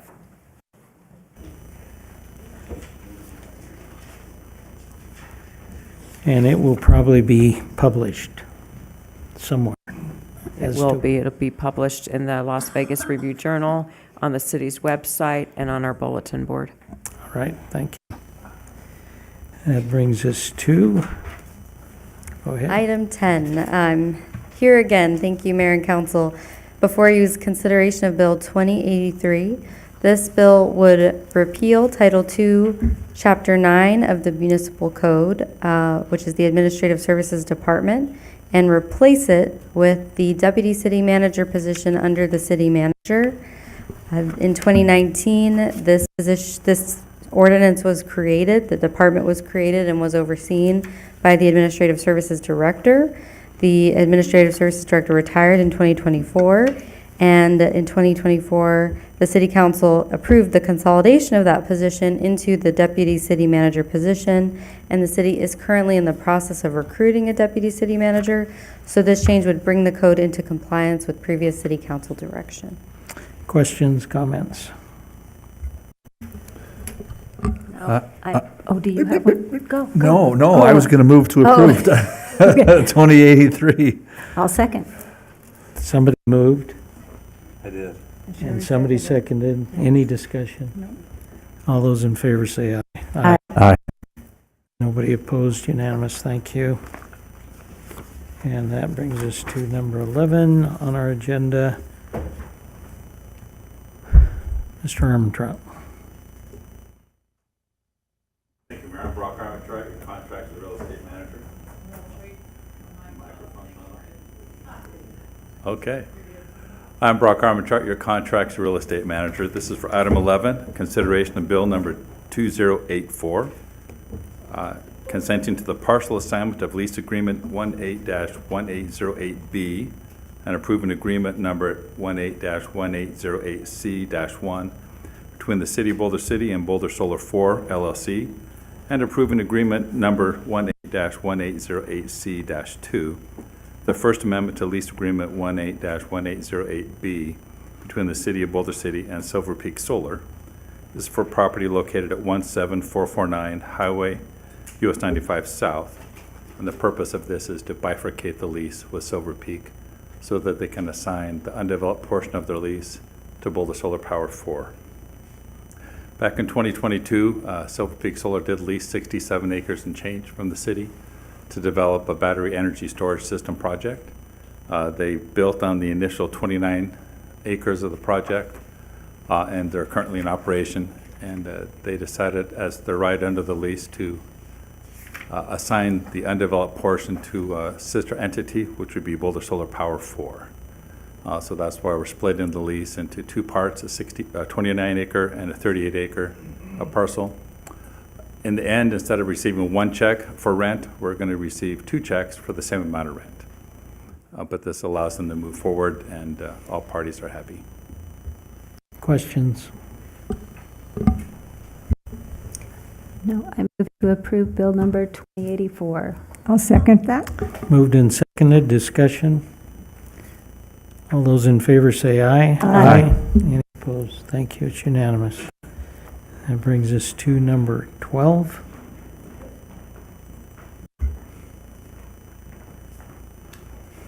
Good evening, Mayor Hardy and members of the City Council. Michael Mays, your Community Development Director and Acting Deputy City Manager. City has something called the land management process. This provides a transparent, structured process for the review of disposition of city-owned land. The regulations for this process are contained in Title IX of the City Code. What Bill number 2085 would do is it would remove the current requirement that before the City Council can direct staff to move forward with appraisals or a request for proposal for city land, that it has to comply with the city's master plan. City's master plan is the long-range planning document which regulates land uses within the community.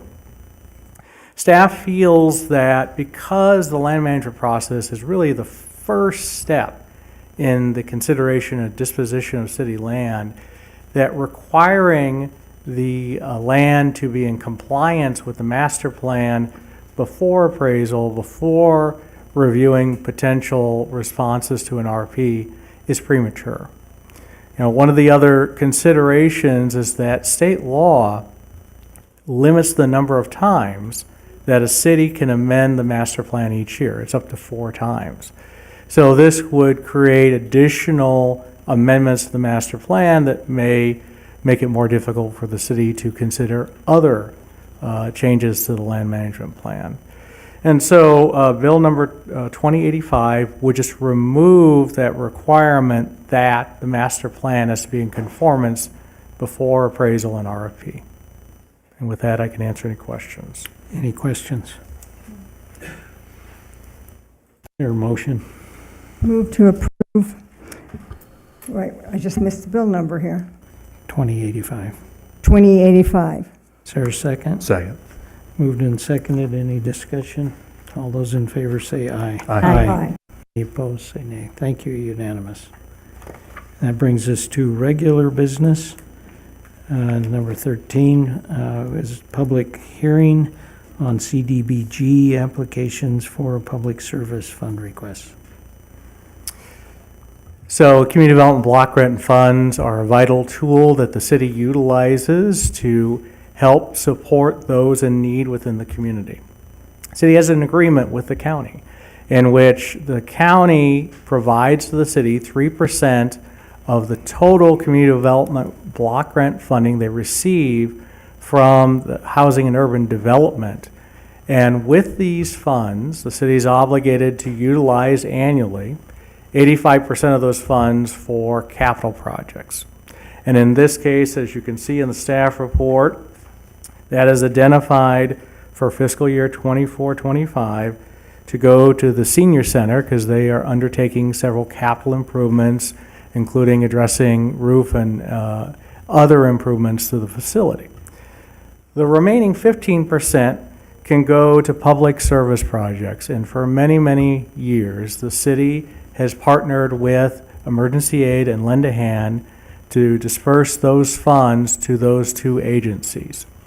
And so before you tonight, you do have Resolution 8027, which does provide for the disposition of those funds as I just described between the capital and public service projects. And as you noted, Mayor, it does require a public hearing, but I can answer any questions in advance. Any questions, Mr. Mays? Can I make a comment? Mm-hmm. I just wanted to make a comment about emergency aid. Being a property manager, they help so many people in our community because a lot of times we have a young family and they miss several days of work because of sickness or their car breaks down. They can't pay their rent or they can't pay their utility bill. And emergency aid processes that and helps them pay those bills and get their life back on track. And I can't tell you how many people have been in tears, and then emergency aid helps them out. And I think then they're in tears because they got helped. So they just do a wonderful, wonderful job in Boulder City, and I think there's a lot of people in Boulder City that truly appreciates all you guys' hard work. Thank you. Thank you. Any other questions or comments? It is a public hearing, and we'd invite anybody who wants to come to the podium and say what they would like to say, and we appreciate people who would do that. Thank you. Hi, my name's Kathleen Morris, and I am the current president of Emergency Aid. And thank you, Mayor and City Council and City Manager, for all the things that you've done for us. The building that we have, the DWP building, we couldn't do Emergency Aid without that, and we're so grateful to have that building to do our work. And so I just wanted to go over our mission. Our mission is to provide emergency food and financial assistance to Boulder City residents and stranded travelers in times of need. And through our dedicated volunteers and organized programs, we strive to ensure that no one in our community goes without essential resources during a crisis. So our emergency food assistance program, we have an on-site pantry. We operate a client choice pantry, empowering clients to select the items that best suit their needs. The pantry is well stocked with non-perishable staples, fresh produce, and frozen meats. Registered clients can visit once a week. And we serve, this last fiscal year, we had 409 new individuals sign up for the pantry, and we had 232 new families sign up for the pantry. And they talk about hits, which is how many, if you could come to the pantry once a week and you come every week, that's like 4 hits. But, so we have over 1,200 hits a month, but some people maybe only come once a month, some people come every week. And then as far as our emergency financial assistance, it's available for Boulder City residents that are experiencing temporary crisis like you talk about. It's available for rent, utilities. We do provide gas vouchers also, and bus passes. All applicants are carefully vetted, and that's what I gave you a copy of, is some of the vetting process that we go through. So to be able to get emergency aid help, you have to be a resident of Boulder City for at least 6 months, and you have to be able to prove that. And you can prove it with a lease or utility bills or some way like that. And you must have a verifiable emergency situation. So you've been out of work, or we've had a lot of women that have lost their husbands, and then they have to file for their husband's Social Security, and there might be a month or two that while they're waiting to get the funds, and so we help them, or domestic violence. We require that everybody that gets help for rent or utilities has to sign up to use the pantry. We encourage them to use the pantry, and the biggest thing that we have is that you must have sufficient income to cover your ongoing expenses. So if you come in and you only have $600 worth of income, but your rent is $1,200, then we can't help you. So you have to show that you can pay your expenses going forward, because we're not there to pay rent for months and months and months, because we don't have the facility, the money to do it, actually. But so when they come in, we vet them. We they have to show a paid receipt of their emergency if they were in a car wreck, or if their kids were in the sick and they had to stay home from work, they have to be able to prove that. They have to prove all their income. They have to bring pay stubs and W-2s and tax returns and you know, Social Security payments or disability. We look at all that. We look at 3 months of their bank statements, and when we look at their bank statements, we look at how they're spending their money. And if we see that they're not spending their money wisely, we might help them do a budget. We go through it all with them. We talk about what they're spending their money on, what they need to cut out, and so it's very intrusive. We have to have all their birth dates, Social Security numbers of all the household members. We obviously have to have a copy of a lease, and if they were laid off and they got a new, you know, we'd have to lay off notice and then maybe the possibility of a new job. And we also ask for credit card statements. Most of them don't have those, but we just see the debits on their bank accounts. We require all people that are eligible for energy assistance to put in for it. We require that, you know, because if they want us to pay their utility bill, then we want them to apply for energy assistance. So, you know, 3 Square comes out, and then we have Jennifer that will help fill out those applications with them. So there's no reason that they can't if they are eligible for it. And then we do have a maximum that we will pay, a yearly maximum. And not that we don't make some deviations sometimes, because there are some cases that require that. And then we also discourage frequent repeated requests for assistance, because we do have some people that maybe in the past have maybe used emergency aid for rent once a year. It's like their plan, you know, and they just come in, and so we are discouraging that at all possible.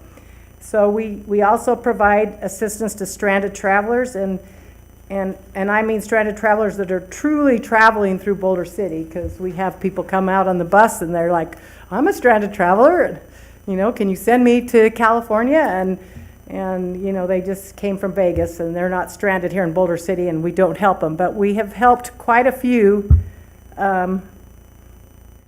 homeless people get back home in the last 2 years. We buy them bus passes. We have requirements. We call we call their family. We make sure that they are willing to take them, that they'll pick them up at the bus stop, that they'll let them stay with them until they find some other place. And we have done that. And then through the years, I mean, we've had people break down, and we've helped them when they were broken down in Boulder City.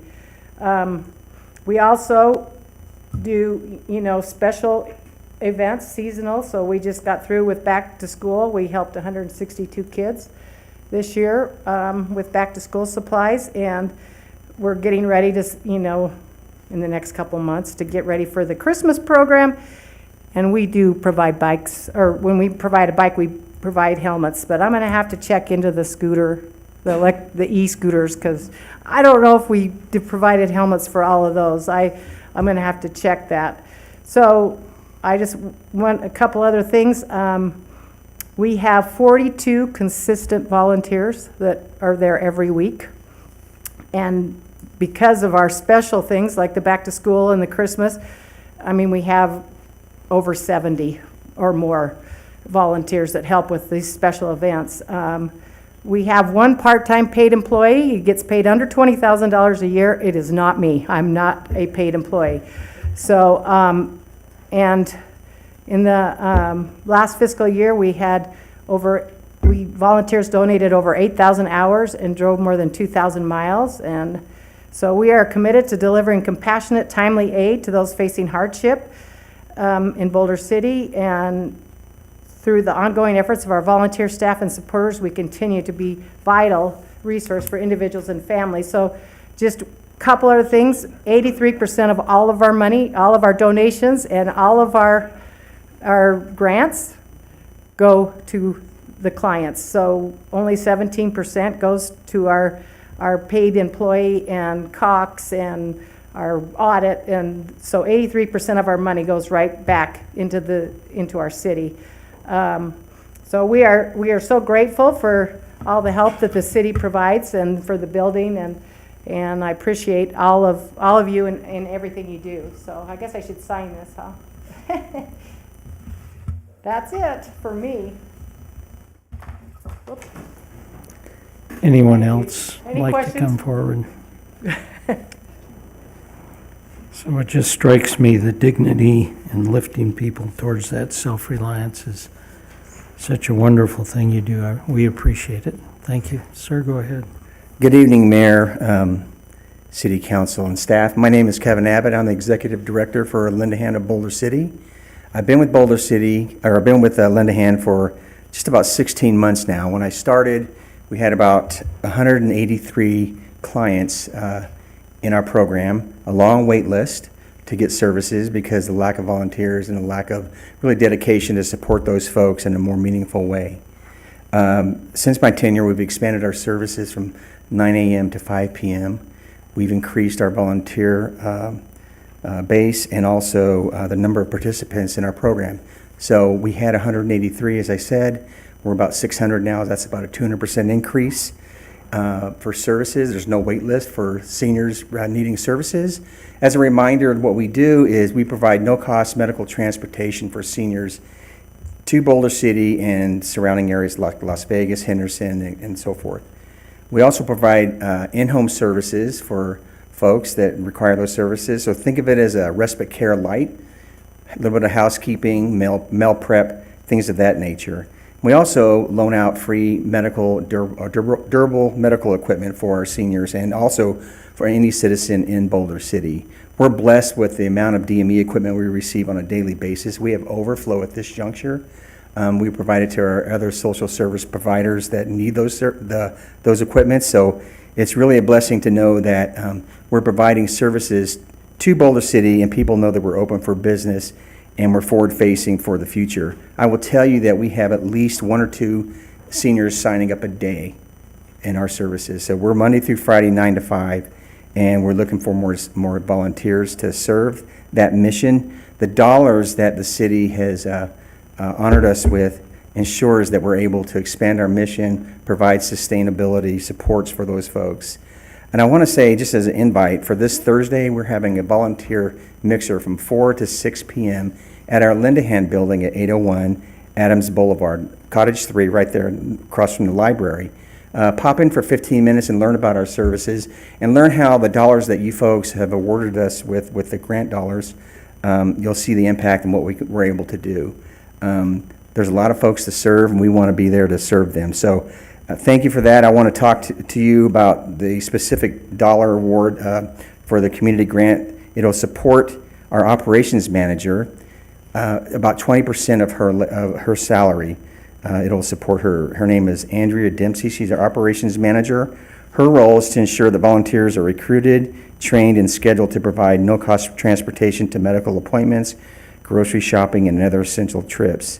So she's been a force multiplier coming on and helping us. With the amount of folks that are requiring services, we needed to bring on an operations manager to do the day-to-day architecture of how to run the services. So think about compliance, grant reporting, and state reimbursement dollars as well. So every CDBG dollar helps Linda Hand multiply the impact of volunteers, reduces isolation among seniors, and prevents the need for costly institutional care.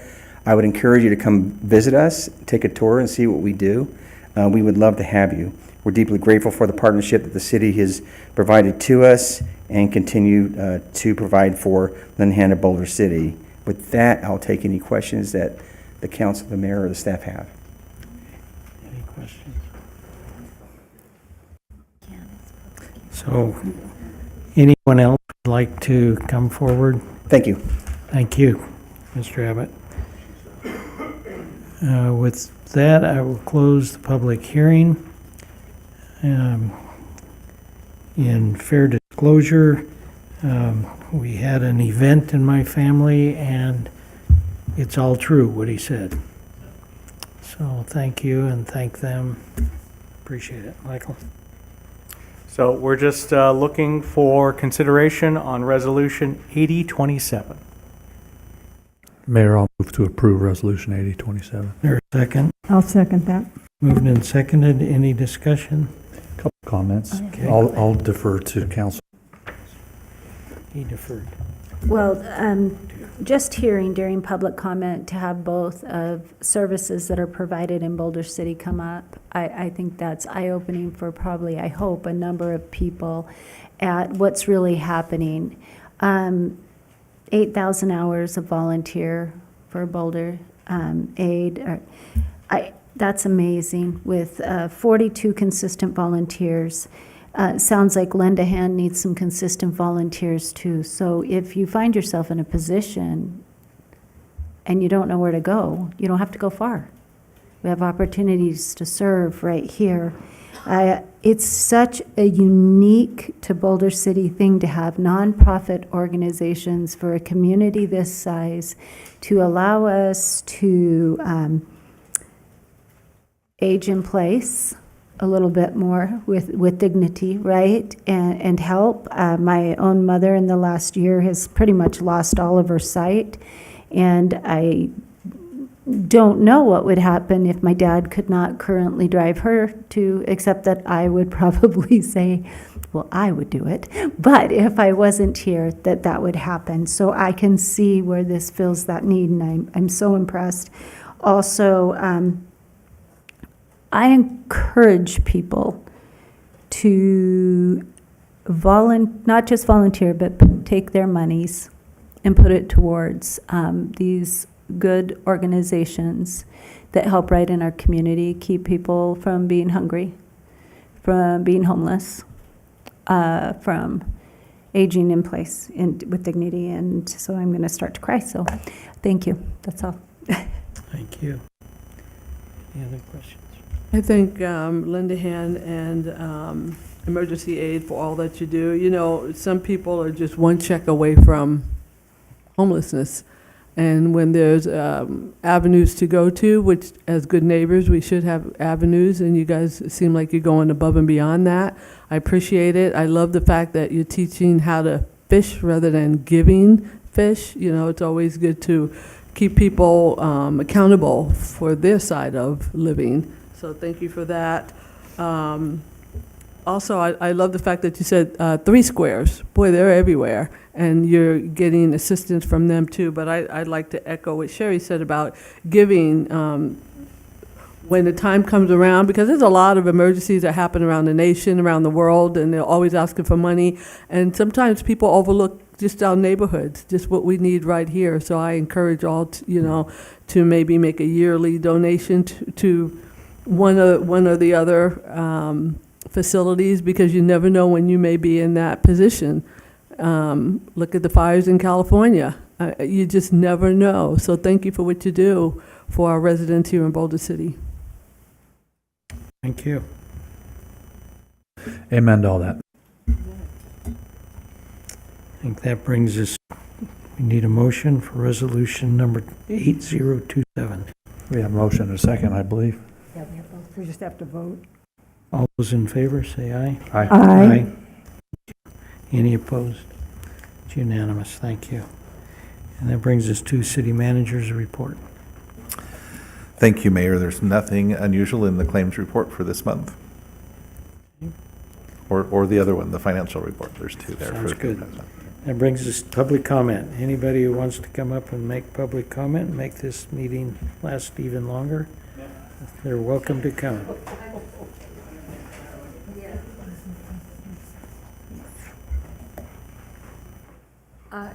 Pam Triolo, I just want to thank you for passing that bike ordinance, and I can clarify something on the bells and signals. Most of us, my bell works half the time, but I think it works better if we say passing on the right, passing on the left, and then go, and that works. It's education.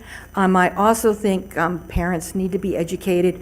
Sometimes I don't think they realize the power of the machine they're buying their child, and because they can be pretty powerful. And I've had a few accidents myself, and you really can hurt yourself. But thank you. I think you've done the right thing. Now do that leash law just as quick. Thank you. Thank you. Anyone on the telephone line? Go ahead. Public comment. Good evening. For the verbatim record, Fred Volz. Our little community faces a puzzling predicament. We elect people to represent us by forthrightly addressing issues, solving problems, and making policy, not ignoring inconvenient truths. Yet in her short time on the City Council, Denise Ashurst has demonstrated an uncharacteristic willingness to speak with all residents appearing at her weekly forums. It is a model the other 4 council members need to follow if they sincerely wish to know what concerns all of the public has on their minds and hear about pending problems needing solutions, not communicating only with their friends, cronies, and campaign contributors, or expecting one-way public comment periods with no subsequent answers or dialogue to suffice. When festering significant issues encounter years-long delays, no satisfactory resolutions, and no leadership, the obvious characterization is a complete dereliction of duty to the general public. The council majority's stance on animal breeding increases an already terrible nationwide problem of too many animals and too few homes, ultimately costing taxpayers more to deal with a government-created problem that inflicts needless suffering on imprisoned, destroyed, or abandoned animals. Perhaps the biggest embarrassment, despite official exhortations to be kind, concerns the issue of no enforceable leash law in public places, endangering animals, people, and setting the city's taxpayers up to be sued by an injured party. It is most telling that you use the excuse of other cities having shorter public comment periods to comport with their unwillingness to hear public input, but then illogically ignore that all other Clark County cities have an enforceable leash law, except Boulder City, in order to continue the dangerously unworkable and unenforceable status quo. You have heard about this ongoing problem multiple times, yet take no action. Why aren't you concerned about public safety and animal safety versus non-existent property rights to do whatever someone wants without any concern for the community at large? Another area deserving attention is the status of the multi-year study SNWA undertook to analyze 2 alternatives for reuse of Boulder City's wastewater.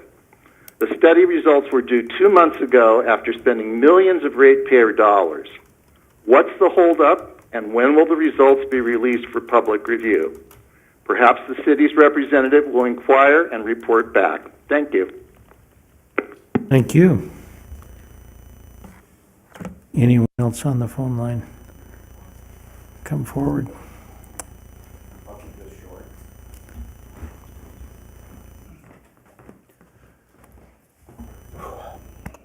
For the record, Thomas Memmer. 2 months ago, I was affected by this. Thank you for passing this law. Protecting the kids should be the first priority.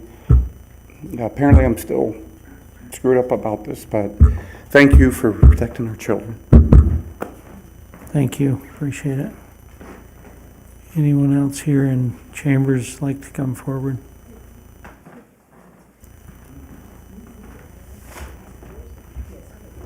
Brandon Smith, good evening again.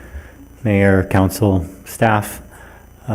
Just like to comment again and repeatedly in support of trying to turn around our main corridor of Nevada Way as we enter the city underneath the historic downtown archway, and just kind of keep you guys in touch with what is and isn't going on there. I'm tuned into the RDA meeting in regards to what was happening at the Pink Box site for the old 7-Eleven. And I know that this council is very concerned with that corridor, and I would encourage the council to place on agenda perhaps the possibility of expanding the RDA program to include some sort of extreme blighted funding to some of the more severely blighted properties along that corridor and see if that we can't improve that corridor. In addition, I would encourage council also to, again, fast track the motel sign district standards for perhaps introducing design standards for that corridor and keeping it consistent with what is and what isn't there. I know that we've got Boulder City Electric doing some work further down the highway. We're trying to kind of coordinate an effort to try and bring some of the colors and characteristics of you know, a retrospective historic character up that corridor and kind of keep it consistent from one end to the other. And I think if you guys got on board with this, and again, promised some additional funding for such a project, I think that we could really improve that corridor and welcome a better experience to visitors and citizens alike. Thank you so much. Thank you for all you do. Thank you. If someone wants to call in, 702-589-9629 for public comment. Anyone here in chambers like to come forward? Anyone on the phone, Madam City Clerk? We will close public comment and go to City Council's report. We'll start with Councilman Walton. Thank you, Mayor. I don't have any committee reports to give this evening. Thank you. Thank you. Nor do I.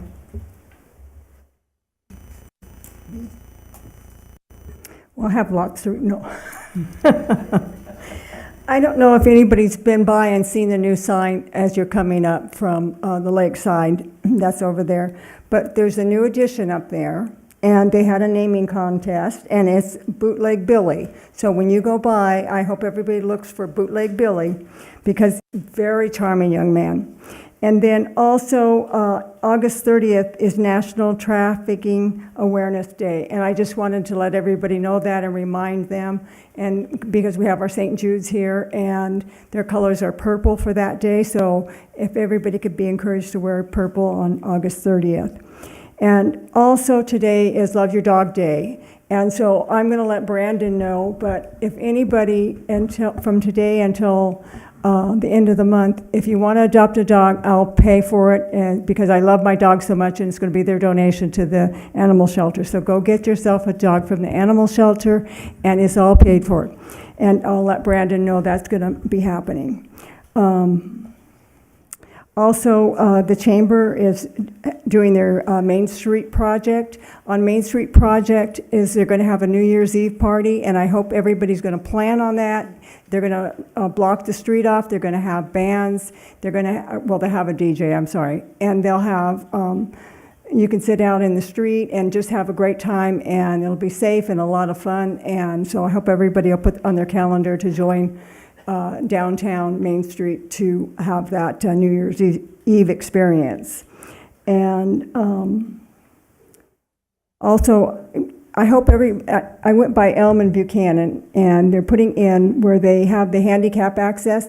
They're actually putting in some grass there that's artificial grass. It looks so nice. It really kind of brightens up that area. It was actually, I thought, pretty darn exciting. So anyways, that's all I have to report. Thank you. Thank you, Mayor. I don't have any board reports, but I would like to give a shout out to the Veterans Home here in Boulder City. There's a program called the Crombie Academy, and it's for anyone in Boulder City that's looking to be a CPA, which is a nurse's assistant. It's a 4-week program, and it's free. So I always like to highlight that. I will give the staff something to put in the minutes so that'll be covered. September 11th is Grandparents' Day. So do something for your grandparents. I hope my sons and my granddaughter's listening.